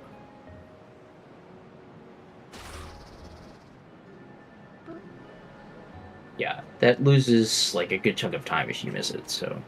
Yeah, little RNG. The Wabi needs to get it to stay caught up. Let's see. Oh, wow, that's a very interesting way of doing it. Yeah, it's timing the last attack is all that matters, so you can do it like that. Yeah, I think I just have seen most people do it where you like time it with the third slash. No, like that's JD did it. What I see most people do. Yeah. There's also a way of doing it. I think that you can do it with like a jump slash at the start. You like kind of jump slash, walk back a little bit, and then jump slash again or something. I don't remember exactly how it works. Not sure. I don't do it. And it's both of them now in the Morpheal phase. We'll have to use that same trick with the water bombs to refill air where necessary. This one's a little more lenient than Morpheal. It is kind of interesting to see people like swim over in between Xant heads rather than just staying near one, kind of like a Wabi is doing, and then just once the Xant heads have come up enough, going out across. Yeah, there are a few different ways you can tackle this one. Yeah. Although Wabi's setup was kind of weird, to me at least, because he was like in the middle of the room before doing the water bombs. You know what? It worked. Yeah, no, I mean, if it works, it works. Just seeing a lot of interesting variations. So. And JD preparing for his one required use of the ball and chain. I'm also glad to know that the jump attack thing on the Ook cycle is fast because Iwabi is doing it. I am not just crazy. I think it also makes it easier to like not clank the sword on the pillar. Yeah, unlike the second round. Yes. Like if you need a full combo for the second round, it can. Yeah. It can. Right, because he might slash to the side on one of them, and then like he'll do. You'll hit the pillar and it'll interrupt the combo. I've had that happen before. It sucks. Yeah. So the auto spin is a little more consistent. Right. See how he does on the last phase here. Yeah. Hopefully he can get the very important strat of turning around on the second cycle.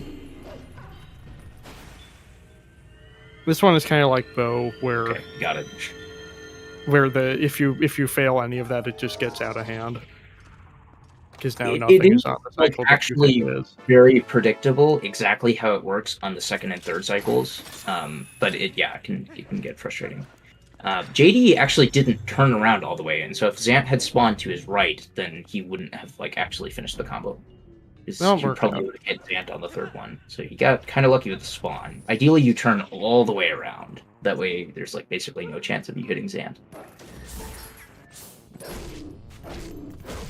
But looks like a good final phase for both runners there.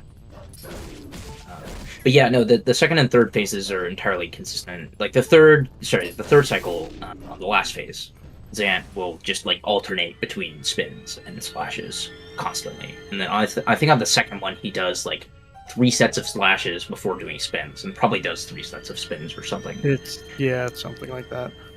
Yeah, unfortunately on the second cycle it's a little bit annoying to back up because like even if you start slashing right away, then you can still like spawn in a weird spot and make it so that you can't hit him. So it's not like fully consistent necessarily until you get to the point where you're doing the spins on the second cycle. But so ideally you just don't mess it up at all.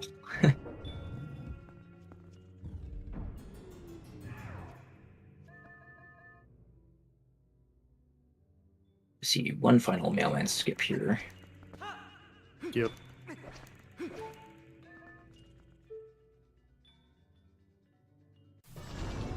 Looks It's good. a very, very fast one. He aimed pretty low, but probably saved time doing that.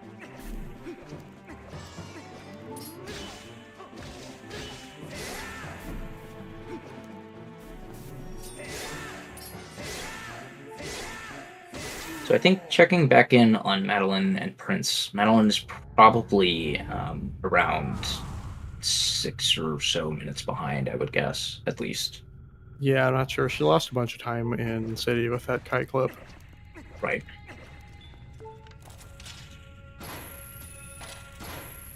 So JD checking out Midna's cool hat. more likely JD is elsewhere and has left his controller on his desk or something. That's usually what happens during this cutscene. Yeah.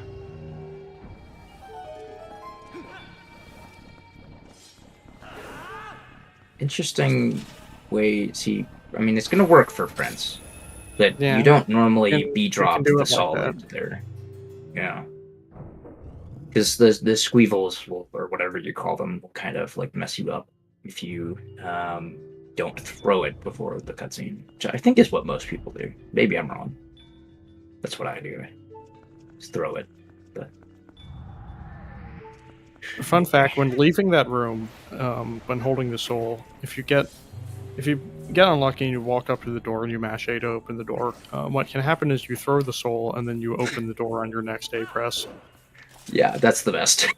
And then the soul will respawn all the way back at like Yep, where it you get to spawned. go all the way back. Yeah, This has happened to me before. yeah, I've done that too. It sucks. So you always pay attention to where the soul is when you are pressing A to open the door. If you throw it, you can still react and just not open the door to grab it. Yep.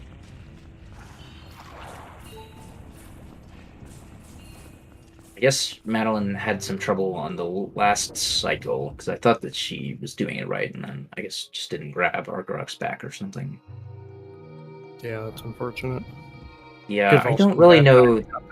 Boots. I'm not There sure are the a best couple way to different back ways it you up. can- Do you just do the same thing again? No, I think you just do casual at that point. Oh, okay. You can probably do a flame skip, but like there wouldn't be a good cue for it. I thought I heard from somebody like how you were supposed to do it, but it's yeah. I don't think anybody does. Okay. Well, I mean, most people just get it. That's true. It's not often that you have to back it up. JD doing the very fun bomb strat for the first barrier of standing still. The worst part about running Zora armor routes is that you can't do that.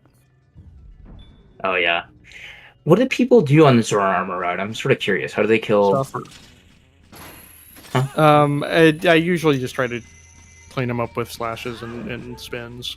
But it's hard to Okay. do without knocking any of them down. Because on HD, I had like timed Minotaur. I mean, I guess the transform is maybe a little bit faster, so that affects it. But I Yeah, thought that the it's not Minotaur that was much about as transform. fast as like doing a couple slashes and then the like bowling ball method of throwing ball and chain. But that might also be slow on SD too because you have to like actually spend time doing the equip. So I don't know. I think but- slashes is best on SD. It is worth noting, though, that during the transform, at least on HD, and probably also on SD, during the transform in the next room, the timer that runs after the barrier 2 before the gate opens continues running. So I assume that's probably the same on GameCube. And so it makes it so that the minute charge is like less slow than you would expect otherwise. Yeah, that makes sense. That's neat. But having bombs is definitely fast. Yeah, I think there's some aspect of just like nobody really cares about the timing on that so much. I thought there was also some sort of maybe LJA relevant strat. for no save and quit. There is an LJA strat. Yeah, it's a little difficult on it. It's difficult on GameCube because of sword recoil.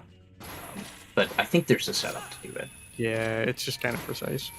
Yeah, I don't go for it. I don't think anybody currently goes for it.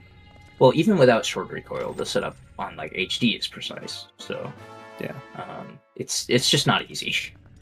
But thankfully, all of these runners should just have the bombs there, so that'll make it easier. JD is out of bombs, so he'll lose a little bit of time in Hyrule Castle. Yeah. Unfortunately, I don't know if is it faster to just kill the... Like, if you have one bomb going to Hyrule Castle, is it faster to use it on the Dynalphos or on the Bokoblins? Probably the Bokoblins. Okay, interesting. That's what I'd do. Yeah, I mean, because there is a strat. I'm also better at the Dynalphos without bombs than the Bokoblins without bombs. So. Yeah, I guess you're used to it, so that helps. I mean, like, when you just do the, you face, like, to the side, kind of, and just slash them 7 times, and then do a spin. Yeah, exactly. So we'll probably see JD doing that here. Yeah, it looks like Prince I got assume he knows on Phantom's Ant. Yeah. Yeah, unfortunately, if you deal too much damage to Phantom's Ant, or if he like actually gets one of his attacks off far enough in, or whatever, then he'll start warping around, which is unfortunate. The fight gets slower. For sure. Yeah. Yeah, and so once he starts warping around, your best bet is to just stand in one place where he can spawn, and then just hope that he spawns next to you. It's not great odds. No. There's a lot of spaces he can spawn. But he does jump a lot, so there's a good shot that like one of the spawns will be next to you before he stops warping around. I didn't see, did JD do the fast lantern movement? Awabi is going for it here. I don't think JD did, but I'm not certain. You definitely have to have good movement for it to work, because it's not the intended way, obviously. And JD doesn't know how to do this. Just not doing it correctly. I think you want to... Yeah, I think so. So that's a big deal. And he does. Having extra bombs matters. Knowing how to do the backup matters. Now, he like figured out a way that makes it kind of work, but that's not the fastest way to do it. He got the job done. But yeah, for reference, like we were saying earlier, you kind of like face to the side of them and then just like hit them with the side of your slash like 7 times or something. I think you can even like turn a little bit towards them after a couple slashes or something. And then after you do 7, you do the spin. So good ball and chain Aralphos fight from Awabi. And same from JD. Yeah, so this is probably going to come down to... You lost a couple seconds there. This is probably going to come down to Zelda. Yeah. So this will be very interesting ending. And now, I mean, both of these runners are going to make main bracket because they're going to finish 1 and 2, unless something like absolutely catastrophic happens. But it will really affect their placement in the bracket. Yeah, because you want to finish, if you can, you want to finish first in the race because you'll theoretically be pitted up against like an easier, I guess, draw in the bracket. You'll have a slightly easier. Well, actually, I think in this one you would still face one of the people who got first or second in seeding races, but in a couple of the pools, finishing first puts you against the first and second finishers in the last chance race, who are theoretically worse than the 1 and 2 seeds out of. Oh, you know what? Actually, in Pool 7, it's not that important. Pool 7 first place is 7 seed, and Pool 7 second place is 8th seed. Okay, well, there you go.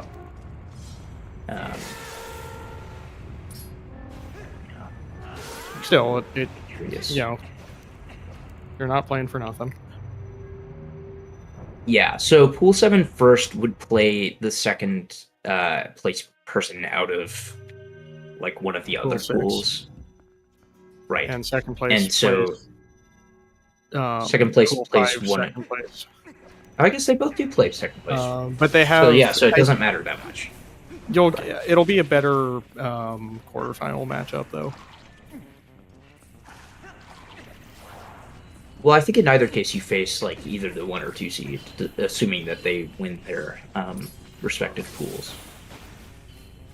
But anyway. Either way, the important part is we've got a close race going on right now. Right, exactly. And so presumably the runners do not think that the difference here is academic.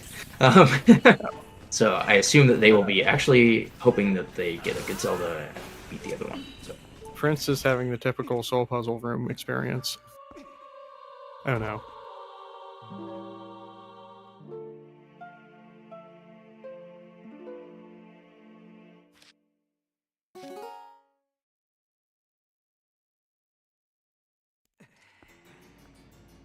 Yeah, if you miss these soul throws, then it can get out of hand pretty quickly. In double soul room, or soul room, whatever.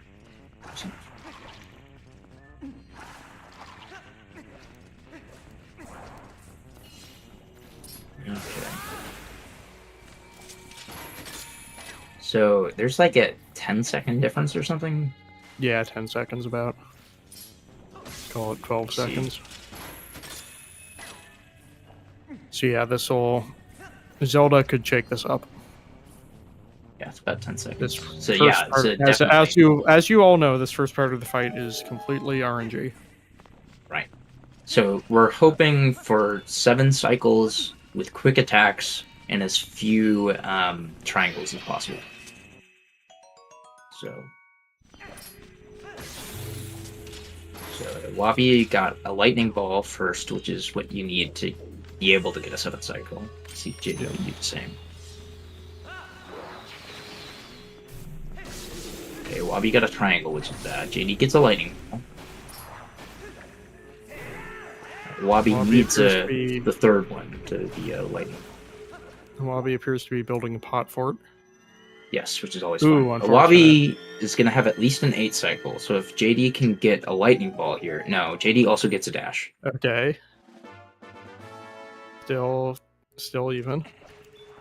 So Wabi can get an 8 cycle, because that was the 4th cycle for a Wabi. Yep. Let's see what JD gets here. Ooh, JD getting more dashes. This is not good. Not good for JD. But Wabi getting triangles. JD is not having a fun time. No, oh my god. This is unfortunate. Oh no. Alright, there we go. So JD should still be able to get like a 10 cycle, I think. Yeah, that's the pattern we're on. Madeline's keeping track of all those. Yeah.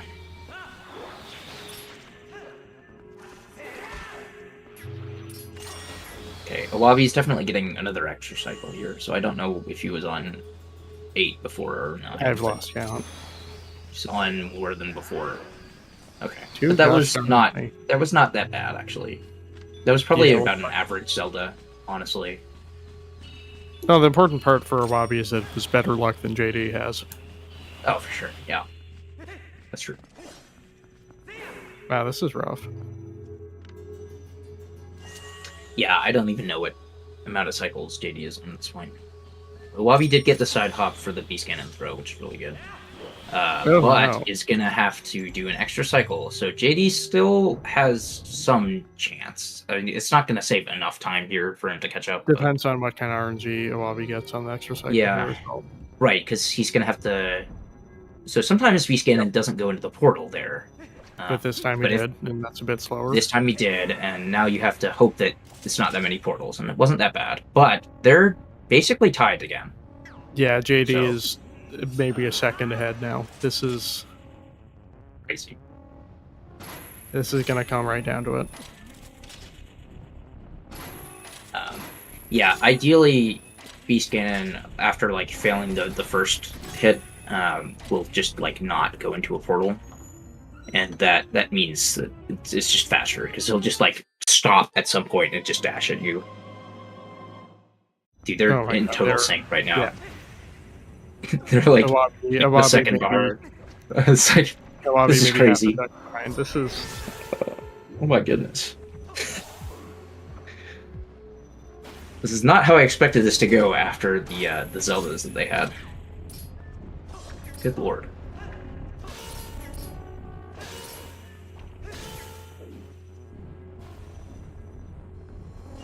Madeline misspelling Keck W in chat, presumably on purpose.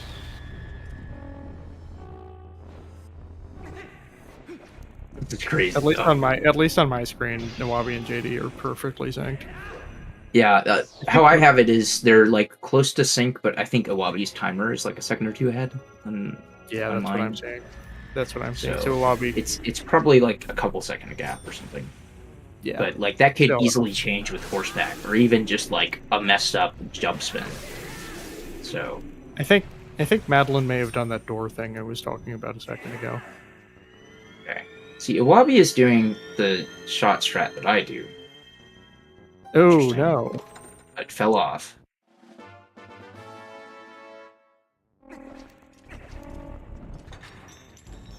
So JD definitely has a decisive advantage here right now. And got the third shot, so this is pretty much over.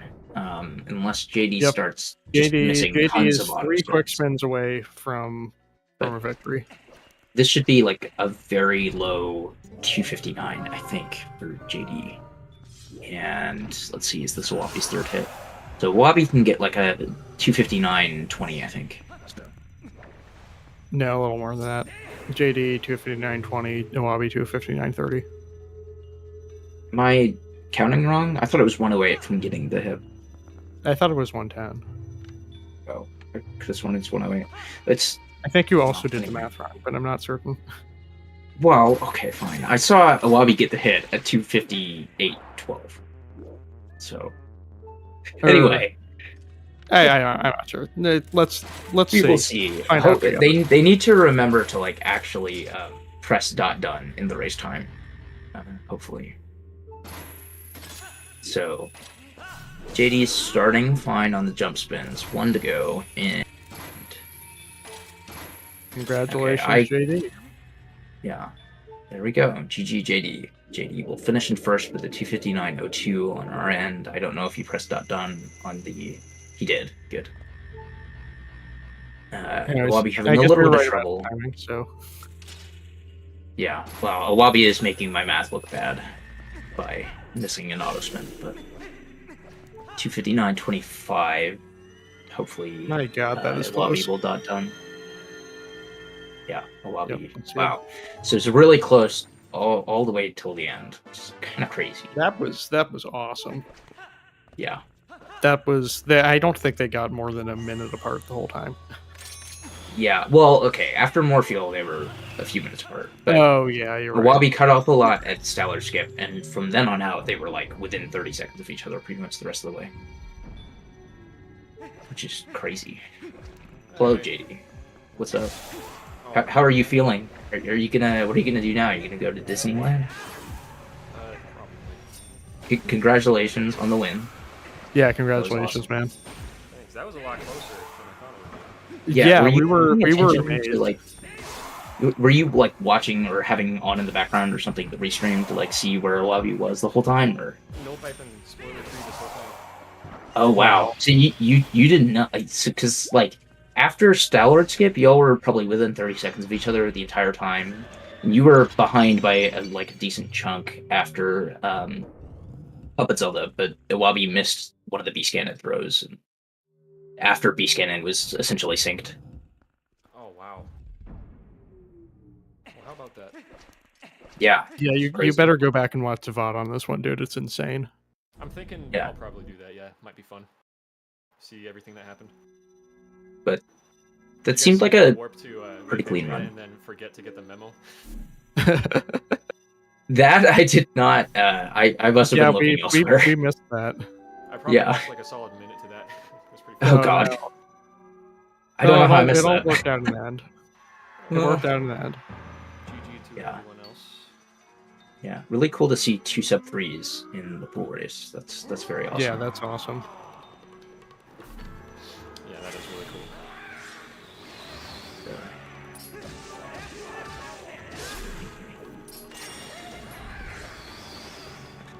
Did you have any like favorite moments from your run? Favorite moments? Yeah. My early game was honestly kind of schmoovin' up until a certain point, up until Elden. Yeah, both of you were kind of schmoovin'. It was pretty good.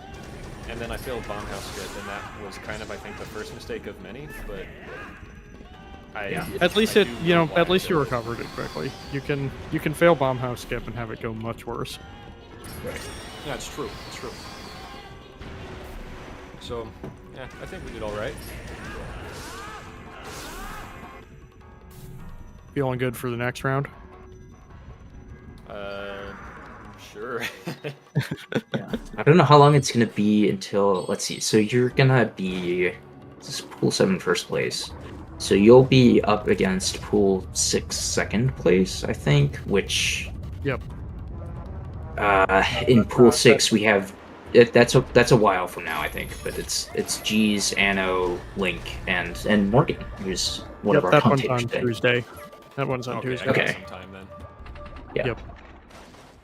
Well, and I don't think that the main bracket is gonna start super soon because like we'll probably do the I'm assuming we'll do the last chance bracket before the main bracket gets underway. Although maybe Yeah, I'm not sure how we're planning to do that. If we're gonna like wait for everybody to start at the same time, or it's just gonna say, you know, let's do races as we know who's gonna be is in Prince them. gonna drown here? It's Prince is possible. gonna drown here. Oh god. He committed to it, but I guess you respawn in the same phase. It's fine. Yeah, you do. I think I know where Prince is now. He's Yeah. in was clearly in the first field, obviously.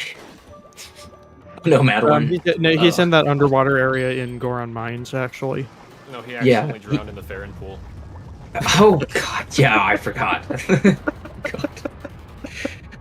No, see, because I was thinking that he pulled the Glovers and, you know, decided to go to Goron Mines, but You could.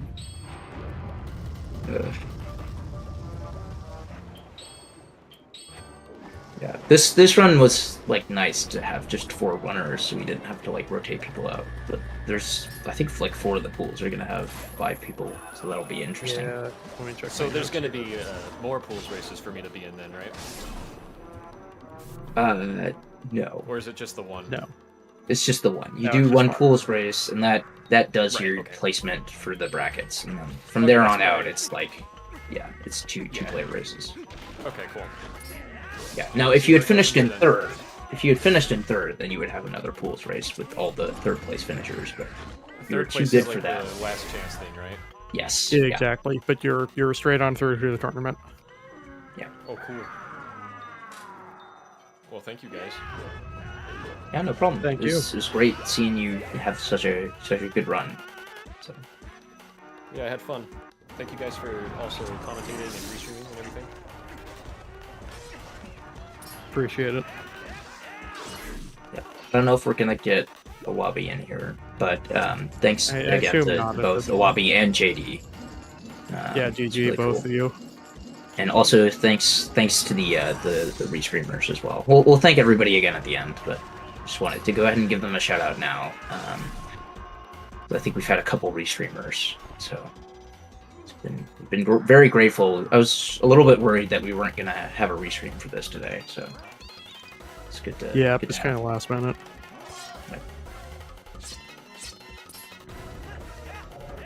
If this wasn't restreamed, chat wouldn't have been able to see that excellent finish between JD and Awabi. So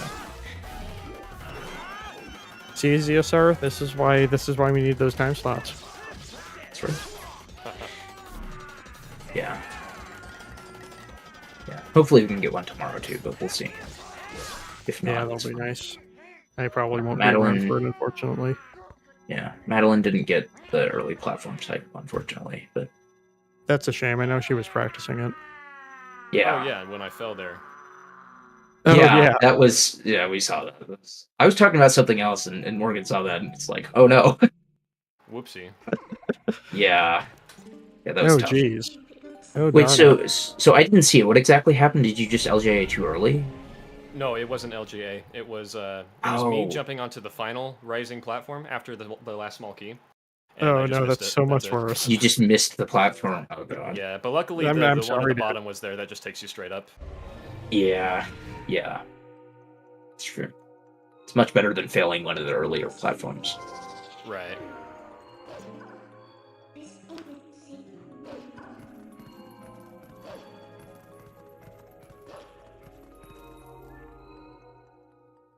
Prince out of Palace of Twilight. Yeah, so Prince can still maybe get like a 323-ish.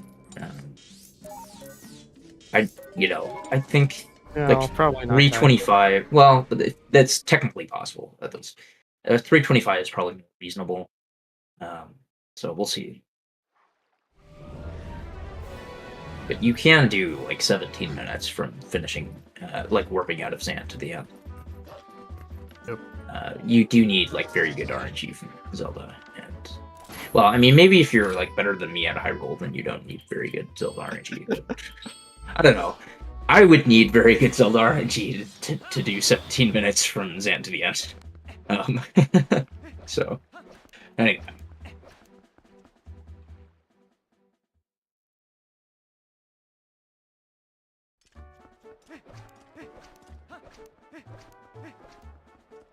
So hopefully Prince will remember to bonk here so that his run is verifiable. The amount of runs I've had to reject because they didn't do that, man. I know. Well, looks like this one's good. Yep.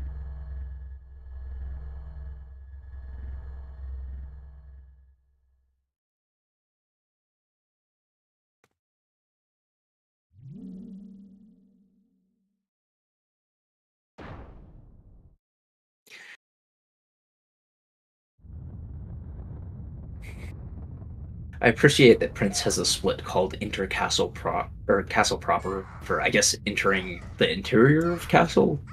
It must be. Yeah, I it's just used to. with the timing.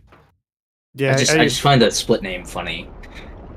I used to split there, but I called it Castle Grounds, which is boring. Yeah. But now I'm doing the same set of splits we use for the community so best sheet. Except for on intermediate where I have Zora armor instead of Ender Lake Bed. So JD, since you're still here, I'm sort of curious, like, what do you consider to be like a good run in a race for you? Like a good time? Yeah, for like a race. I would probably hope for like a 256 maybe around. Yeah. Okay. Gotcha. If I had to give it kind of an average, but honestly, I don't know with myself. I don't race often enough to really have like a consistent idea. I mean, you probably would have gotten like around there if you'd gotten Stallard Skip first try. Yeah, still. And there were a couple other silly mistakes in there too. So you were kind of playing on that level throughout a lot of the run. I don't think you can count on Stallard Skip first try in a race. That's true. I think that's gonna. People are getting pretty good at it. I think Stallard Skip is gonna decide a lot of these matchups. Yeah. Stallard Skip or lack thereof. Yeah. or just don't go for it. Anyway. That's my plan. Same. I'm doing Stallard Skip.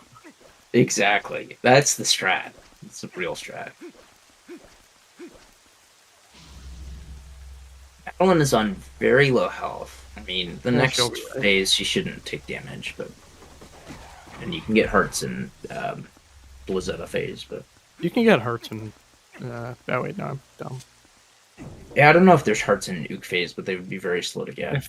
Even if there are. If there is. I mean, there's some pots. There's some pots in there. There probably are hearts. I just forgot what phase it was, and I thought Blizzetta was next. Yeah, I guess if you count the number of discrete pots that have hearts in them, Zant definitely has the most hearts in his boss fight compared to any other boss. Which is interesting. Yeah, though I think if you're gonna do that, you have to count bosses like Deku Toad and Goma that have the ads that can drop hearts, because theoretically you can Oh get yeah, an that's unlimited true. number of hearts in those fights. That's fair. Yeah, that's a good point.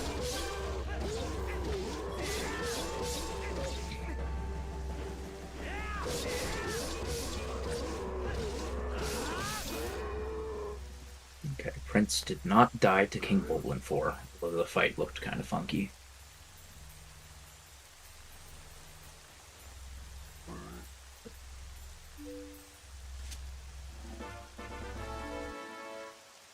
Yep, as with King Bulblin 3, King Bulblin 4 hits like a freight train.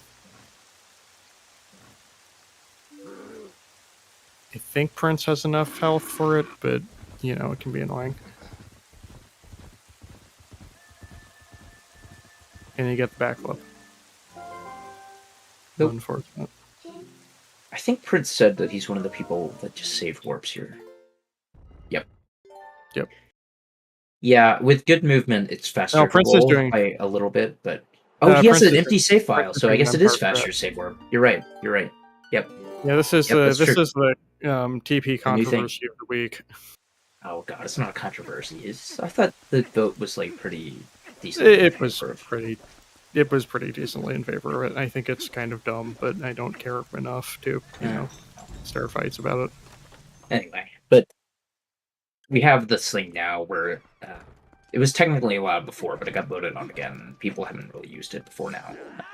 Everybody where, kind like, of forgot you can do it. Right. So you save a little bit of time by saving over like blank file rather than having a pre-existing file that you're saving over, because you don't have to like press yes, which takes a little bit of time. And so Prince, that's not the right equip.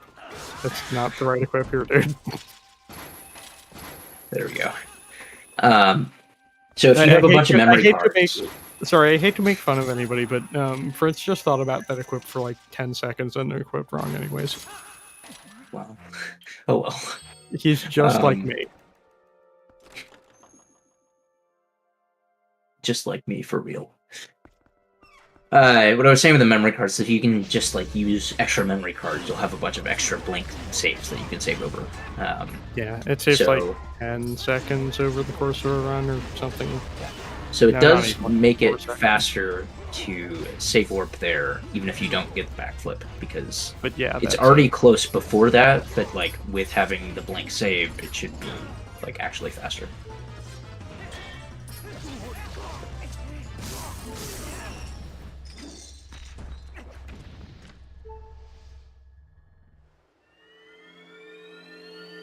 Prince equip boomerang.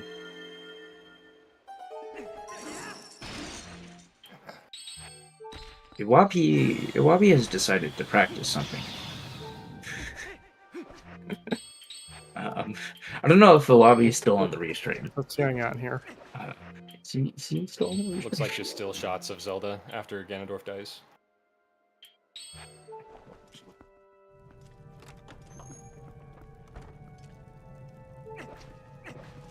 Oh, interesting. Yeah. Because on our commentary page, JD is in credits and Iwabi is doing some stuff in Hyrule Castle, but I guess chat doesn't see it. I'm not really sure what. JD, you're having the famous scene right now of Epona running into... I mean, I guess it will already have happened for you, but Epona running into the wall, just stopping. It's very fun. For goats?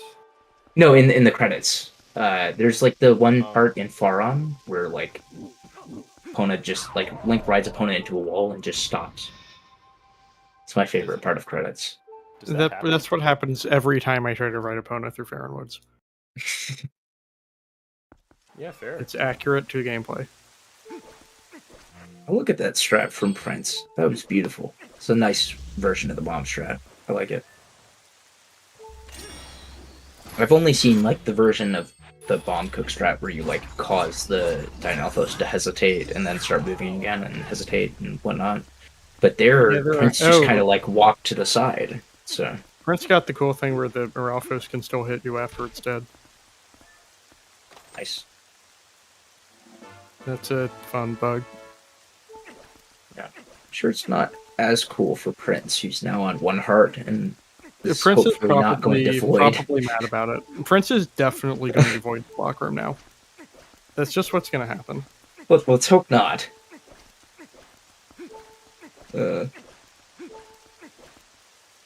Yeah, the corpse has a hurt box. Okay, Right. but I would argue that the corpse still having a hurt box is a bug. I would argue that it's not supposed to do that. Anyway, everybody wave to the friends we made along the way, and the hawk with laser beams for eyes that's going to shoot the Boblins down and bomb the Dinalphos. And also Shad, who is here as well. Yeah, but the bird is doing all the work. I mean, we all agree, surely. It's laser beams and bombs. I mean, he's flying. The bird is flying right over where the spot would be to drop the bomb at the right time. It has to have been the bird. As I point out every time, somebody at Nintendo watched this, dramatic, plot important cutscene, and then heard the noise all 4 Dinalphos dying at once makes, and said, "Oh yeah, this is fine. We can put this in our game." Oh man.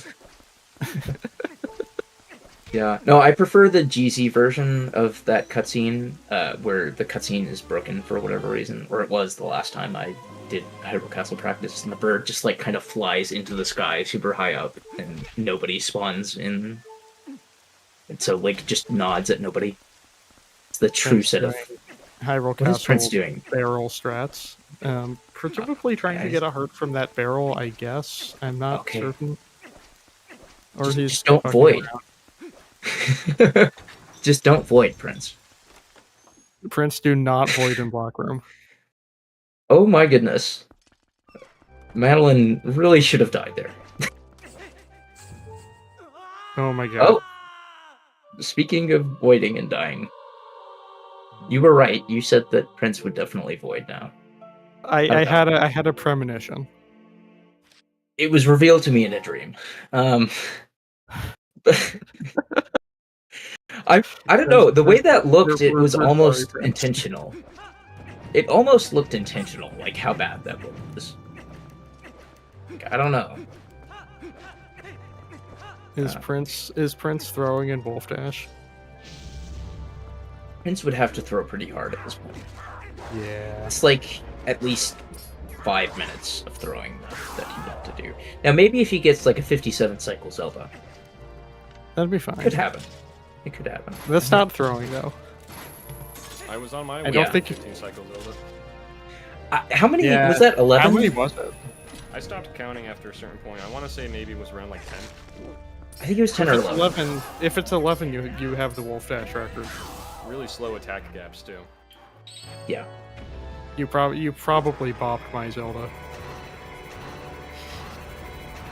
I had a No, it was funny though, because you were behind going into Zelda, and then you had like at least a 30-second plus worse Zelda, and then you still caught up, which anyway.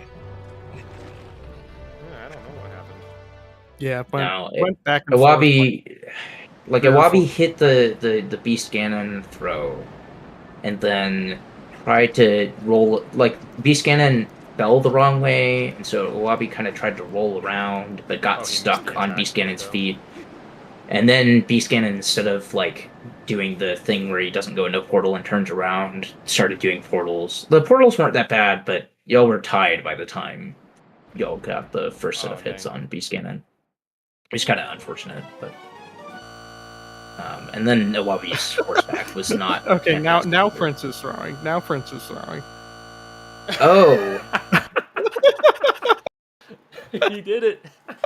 Prince, You know what? really? He takes it. Prince wins this race. That... So here's the thing. It's not totally impossible that Prince can still catch up.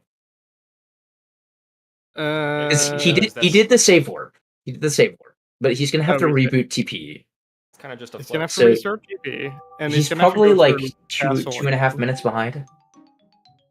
Did he do it on purpose? Oh yeah, totally. Given he posted "woo" in the chat, I'm gonna assume that he did it on purpose. Zelda. He got the Zelda crash. If you pull the item wheel out on the frame that the text comes out, it causes a crash. Which You're great. I assumed TGD knows how to do Zelda Crash. I'm not telling TGD, I'm telling chat in case everybody doesn't know. TGD knows. Madeline still has to Listen. go through the boss key cutscene and everything. I bet Prince has this still. Did Prince save? Yeah, well, he did. So that's what He I'm did? saying. It's Oh, that is the question, isn't it? Prince has to go through, like, Madeline's in the lead now, Oh, nope, you're right. It's Joker. significantly. yeah. No, Madeline is in the lead, but I don't Prince know why my brain was saved thinking that after King everything Bulbul was saved 4. up to that point. So he just Yeah, kinda, he did. like, No, mosey no, on back up Yeah. there. It could be worse. But Madeline is having struggles with this bomb now. I don't. I mean, at this but point, there's Prince- just one of them. Just do the like spin attacks or slashes into spin attacks. But I mean, Prince is like a few rooms behind. Yeah, Madeline could get unlucky in the final fights, but Yeah, I was just talking about Prince getting a 57 cycle, but I like didn't consider that Prince was gonna go for the crash. Actually throwing in Wolfdash. he is. Maybe Prince just really wanted to be in the redemption bracket. I don't know. Prince has something going on when we're having the last chance race, I guess. I don't know. I really Who don't knows? know why you do that. Yeah, I mean, so for those of us who are around the level where it's like at least plausible that we get in through the last chance race, being in main bracket is not necessarily the greatest outcome because we just lose twice immediately. Yeah, but I would be happy still to feels lose twice better. immediately in main bracket. Yeah, no, I agree. I think it still feels better to like at least make a main bracket. Yeah, at least you got there. Yeah. And I would want to like at least be in third because then you at least get to do the last chance race, so you get an extra run. It's Yep. pretty cool, but That's why I'm hoping you beat 1183 on Tuesday. yeah. Which I feel like it, maybe I'm confident, but I feel like it could go either way. Yeah, I think well, so I mean Link 1183 just got like a what did he just PB out? I don't know. 309 something.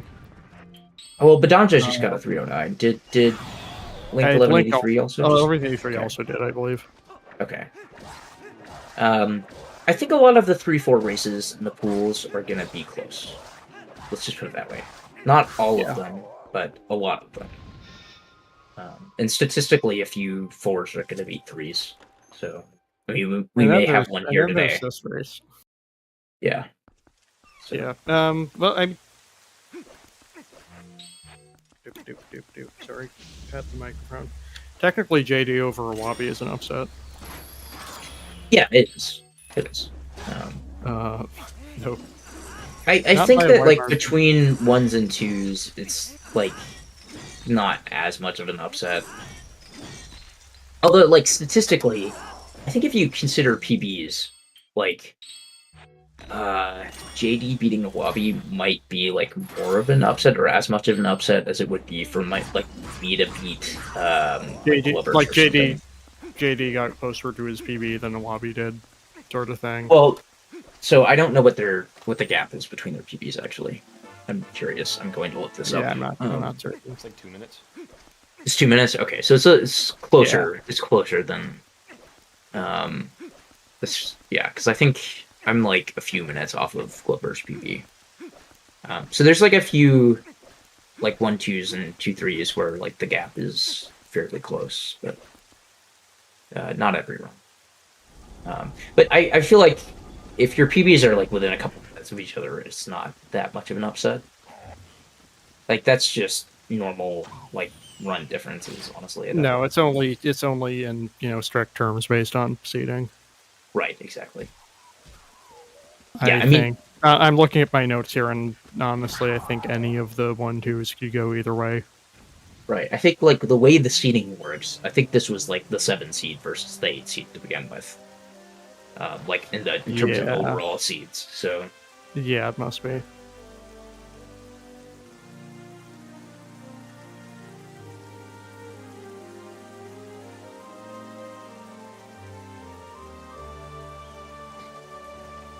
Yeah, there's about a 2-minute gap between JD's PP and Owabi's PP. That's Madeline JD was did right. not get the Zelda crash. Oh, are you ahead of me? Maybe I should refresh the comps page. I'm pretty much on time, so yeah. Yeah, I might be a little behind. Okay. Because Prince just entered Final Tower for me. I think. Yeah. Prince, don't void in block room. Don't do it. Very nice. Crap, now I have to refresh the page.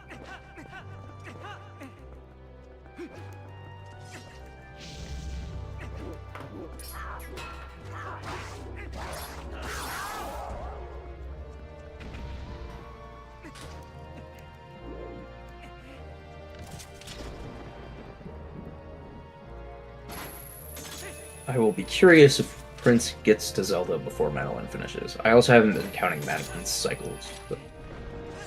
No, but she got a triangle on the first cycle, so it's not 7. Okay. With Prince unfortunately missing the auto spin strat there.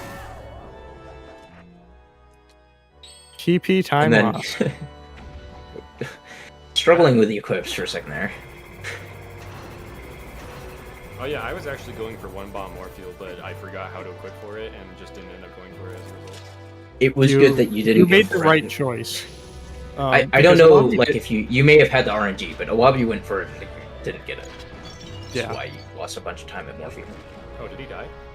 Yeah, he'd round on Marfreel. Oh. Failed He one bomb. didn't put on iron boots, I think, before the Yeah, second grab. I respect the attempt. Yeah. totally. If you think it's there, I mean, almost He also worked out anyways. he struggled to get back into Morpheal after dying. Oh yeah, I forgot about that. He had trouble with the boss key skip. Yeah. So the answer to my question from earlier is no. Prince did not make it into the Zelda fight before Madeline finished the Zelda fight. So Oh my barrel. Prince is like a couple minutes behind-ish. You know what I just realized? Prince had the chance here to do the funniest possible thing. Rash again. Yeah. Oh. I thought that was going to be the punchline that you were going to say it was something else. Oh well. Madeline failing corner strat, unfortunately. Yeah.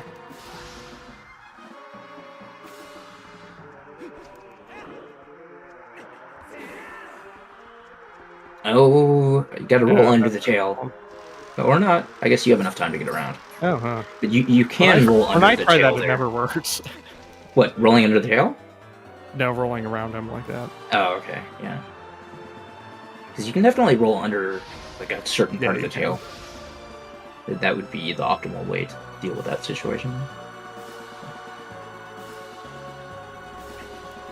So...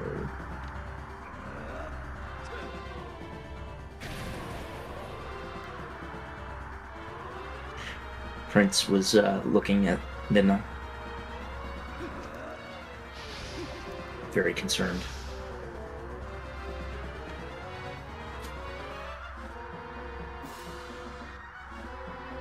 Alright, Madeline should have this one pretty well wrapped up now. Yeah, assuming a good horseback, like, I mean, even the mediocre horseback, honestly, there's like a couple minute lead. Well, okay, maybe more like a minute, 20 seconds or something. I don't know, maybe a minute 30.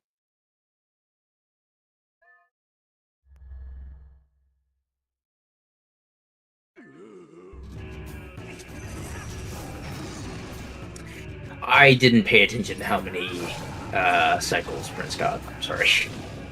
Me either. It's actually crazy that that arrow missed.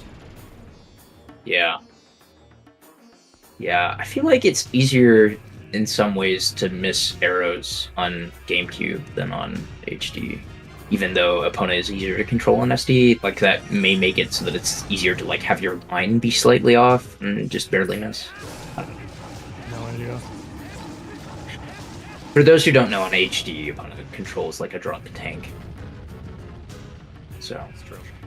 Which is Anyway. impressive. Like the opponent controls on SD aren't good, and then They're HD made them worse. much better than they are in HD. So It's not a high Uh, bar. That's all I'm saying. yeah, but anyway, apparently Zelda missing shots is like a skill issue, because you just have Yes, to it aim is. Epona at the right spot. It's Yep. not It shoots RNG at all. where opponent is facing. So we can't blame Zelda for having NA aim anymore. I mean, you can. Well, but it, You're just- you know, you'd just you, be you would wrong. be you would be lying to your chat. I can blame anything I want for poor speedrun performance. Thank you. Just like I can blame my Wii for having bad loads or something. I can blame my controller for having bad ESS down. There you go. Exactly. GG, Madeline. Yep. You know, you're ahead of us. She's about to finish on our end. Yeah, Prince is not having a fun PC run, so No, he isn't. there we go. GG, Madeline. 3:32:21. At least the stream splits. I don't know what it says on the race score. 3:32:21. Very nice. Same time. Not bad. I believe everybody's using the live split integration on race time. Oh, So I it should be the haven't same set number. that up, so I You always should like set that a up, it's couple nice. seconds later on the. I think we have Cordy in the rating. Madeline, what's up? Hey, Madeline. Dude, Prince is a funny guy. Yeah. I don't know why. Prince, if you're listening, you better get in here after you're finished. Prince, gonna be another the couple payment minutes. will enter your PayPal soon. We have some words. We have some words for you. I went for it too. I don't know if you guys saw, but I also went for it. We To be saw you fair, went but for I it. fucking missed it. That's fair. Listen, the I crash think I happened could've as gone soon for as it the again. check cleared. Okay. Anyway, are you Midland excited for won the pay last chance race? Madeline, are you I guess I excited? am now because I mean, well, You're looks now like part Whenever of the that's team. happening. Yeah, I guess I'm in that now. Yeah. Prince, get in here. Prince is in the waiting room, which I guess is a spoiler because he hasn't finished on stream Sure. yet. Madge. Uh, So yeah, I played like complete shit today, which honestly I kind of expected. Well, I'm you know what? You plus- won anyways. I'm plus 30 minutes to my summer best. yeah, it's not the world's greatest run for either of y'all, but I'm I know glad why. that both of y'all finished. So I played for Absolutely. 8 hours today before the race, which is That will probably do like a bad decision. I Yeah, did I that the don't- other day and like got a 318 or something. I was It's, so like, worried way about worse than I losing this normally do. race. I was like so Yeah. worried about losing this race that I just completely Yeah. exhausted myself. No, you have to like- take a break. Nah, you can't do EMS, that. you know how I like spent 8 minutes or 9 minutes, or I lost 8 minutes on EMS. I stopped I counting at practiced- some point. I practiced EMS for 2 hours today. Yeah, And look at how much good it did you. Yeah. I should just Right. have not practiced, and I probably would have PB'd, honestly. I think it's more important to come into it, with energy and Yeah, relax. you're and all definitely that. right. I tried to What do is- the strat where I just Prince, chugged what a is frappuccino right before the race, but that Yeah. didn't work. that just gives you nerves though. It does. Yeah. I don't know. And yeah, like no, actually, it gave me a Prince- fucking massive headache. I had to leave. Prince, during you cycles. can't. Taking you, out the Prince, you lantern. can't swag this. This run does got the not lantern deserve out. swag. Yeah, I think at 3:35 it's like not good enough to. Hey Hi, guys. Prince. Prince, why? what in the world are you doing? What's your Well, problem, man? Well, fuck this run.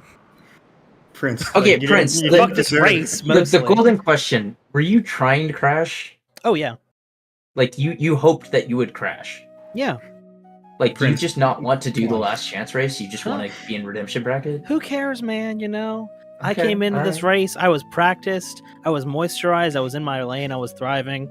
The mentality was there. The practice was there. I was all on. And then I ran one of the worst runs of my life. This So is I'm also really- the I'm worst kind of- run of my life. Yeah, I know so the feeling. I'm kind of yeah. over it. So okay. No, Prince, I practiced for 8 hours today before this race. So Yeah, I think I've that been might practicing be, basically all day. I think that might be why we both played like shit, because we both like burnt ourselves out way early I mean, in the day. if I don't practice, I also fuck up. So it's not important. I genuinely think that if I hadn't practiced at all, I would have PB'd. Like, I genuinely think this. You probably would have, honestly. But Yeah, it's I literally had my splits. I had the race time. I had everything turned off until Light Sword, and then at Light Sword, I looked at my splits and I said, "Oh, cool! I'm 10 minutes behind. That's awesome." And then during Yeah. Squid Night, I turned on the restream and I started listening to you guys. You guys are killing it in commentary, by the way. Great job. Well, thank you. I probably Yeah, would have I done feel better like- if I turned off my splits too, but I had them on Yeah. the entire time. Fuck this entire run. I could not possibly care less. I snowballed pretty badly. Like, I lost 8 minutes to EMS at the beginning, and like after practicing EMS for 2 hours, like that happening was just like Classic. so terrible. Classic. It's just like So- I didn't like. Hey, look at this! almost I got a just couple golds though. DNF'd. Look at that. I golded Enter Snow Peak. I golded MDH. And I golded And I Poe golded Door by Intercity. 1 second. Nice, GG. Huge. I was golded gonna City as gold- well. I was so, gonna get a 705 double claw, I believe, but then I killed it on Uku jump. Yeah, that's how it be. But yeah, I mean no disrespect to the organizers of the race. I apologize if that upset anyone. It's okay. I Prince. I assume- also went for mean- for Zelda Crash too. Prince, if we're gonna be serious for a second, I assume you're just fucking around, but there could be the appearance of poor sportsmanship. I'll be honest. Oh well, you know what? The only sportsmanship that was poor was my own, so that works out for me, if you ask me. Yeah, the only sportsmanship the only poor thing was my gameplay. Yeah, real. Real. I don't know. Um, I think that Madeline I deserves appreciate third it. place more than I do. I'll take it Good as a point. compliment, Prince. You definitely deserve to win this race, but go crazy. Good So point, true. Ricky. We've got the next Wolfdash pool race tomorrow at 8 p.m. EDT. Yes, It'll be you might pool two. possibly see me there commentating, maybe. That'll be Nimzo, Glubbers, Quaid, who's on the call with us, Badamja, and Garm993. Yeah, that should Should be be a good fun. We have one person. I think Madeline is signed up for comms for that. Hopefully, we can get somebody else as well. Yeah, but, unfortunately, I won't be around again. Prince, where you at? Sign up right now. Tomorrow I'm at dinner with my family. that's Yeah, fine. same. Well, I fucking anyway, wish I could have commentated something. No dice. bad timing, I guess. Yep. Well, see you guys later. Anyways, Yep, that's probably Okay, us well. for today. Prince just dipped, He gone. like with 1 second warning. I'll take it. He gone. Oh man, I would be frustrated too. Yeah, I hope I don't have that run tomorrow. I hope I don't have that run on Tuesday. Listen, the run tomorrow is gonna be fun. For my part, But my race on Tuesday is like right after I have a work meeting, so I get no warm up. Listen, Badamja Badamja and I tomorrow. I'm probably going to practice a bit before the meeting, and then I'm going to have the meeting, and then I'm going to do the race, and it'll be fine. No, nothing bad could possibly happen. Listen, I just want to let y'all know that Badamja just got like a 309 PB and has been getting PBs recently, and it's been like playing sub 310 pace, and I have been like averaging like slightly better than that. So tomorrow's race, it's gonna be like a knife fight between me and Badamja for the last chance spot. It's gonna be fun. Battle for third. Yeah. I'm gonna be doing Palace of Practice for the next couple days probably. I think many of us. Good I idea. think many of us need to do that. I'm mad I missed early platform. Like it was because I couldn't spin. That was why I lost so much time just missing. Did you spins. have? Did you had some some kind of trouble with one of the souls? Didn't you? I feel like I saw no, you my going. Souls, No, all my soul Okay. throws were fine. I think. I'm Maybe there's. Oh stupid, no, but- that's another one of the stupid things I did this round. I left the second Xant fight without grabbing the soul, so I had to go back. Okay, and you get it. did do that. I thought you did that. And I also warped to the That's wrong spot unfortunate. twice. I think. Look, you just want to go to Goron Mines. You know, we get it. It's a great place this time of year. Yeah, I warped to Death Mountain, and then I warped to Zoro's Domain before I had duped the bomb bag, so that was also good. Oh, good. Yeah, whatever. I'll probably do a lot better next round. Yeah, it'll be Hopefully. fine. You know, you've got at least 3 more Wolfdash races to sort it out, right? I guess now I do. Thanks, Prince. Now you do. Thanks, friends. The last chance race is probably not going to happen for like another week and a half at least, I'd guess, because the last Yeah, pool all the races are pools like need next to- weekend. Right. Yeah, all the pools need to So, finish first. You have some time to practice and get better before then. But it's gonna be less about getting better and more about like entering the race with like the correct like energy and mindset, probably. Maybe some Yeah. both. I mean, yeah. It- I mean, that's my a summer way to best get better, I is suppose. 303. So Yeah. I did lose like a half hour to my solve, which like that should never ever happen. Right. Sometimes race be like that. I think Princess Summer Best is also a 303 though, so we both basically. Yeah, Princess we Son of both- Us is a 302. Yeah, Got it. it's I can see it on the comps page. Yeah, we both kind of threw this race. Yeah, Prince threw a definitely. little bit extra for the team. The team being me. God. Anyway, Yeah, whatever. I'm like embarrassed to take this win. Is the thing. It'll be It's fun. whatever. It's I'm being given a special extra chance to prove that I can play better. the last chance, if you will. Yeah, it's the last chance bracket. All right. Think we should call tonight. Yeah, I think Yeah. so. So thanks Unless to you guys all wanna the say runners. Funny Iron Boots thing. Oh, Yeah. I think we did. Thanks to all the runners. So we had Awabi and JD and Madeline and Prince. It was great. We had two great sort of photo finishes. So that was definitely fun to watch. And thanks to the two restreamers that we've had throughout the night. I think we had VXR and then Ricky of Kakiri for the second half. And so we really appreciate y'all. I was a little worried that this wasn't going to get restreamed. So I'm glad that we had it here so that we could have chat, see these great finishes. And thank you, Morgan, for co-commentating with me. As well Yeah, on I was this. surprised. was Apparently we work well together on it. Yeah, I was Yeah. listening the whole time. You guys Pleasant killed it. surprise. Appreciate Great it. commentary. I think at least early in the run, we did a good job of explaining most of the You tricks. guys and then- have the. You guys are like yin and yang when it comes to like commentary, you know. yeah, It's exactly you what go. you want. You don't want two of the same person doing I think I said commentary. yin and yang. I think I meant yin and yang, but yeah. close enough. We know what you meant. All right. Have a good night, everyone. Yeah, I think See you guys. we're good to pretty much sign off. So see y'all, and thanks to everybody who showed up to watch. GG. Till next time.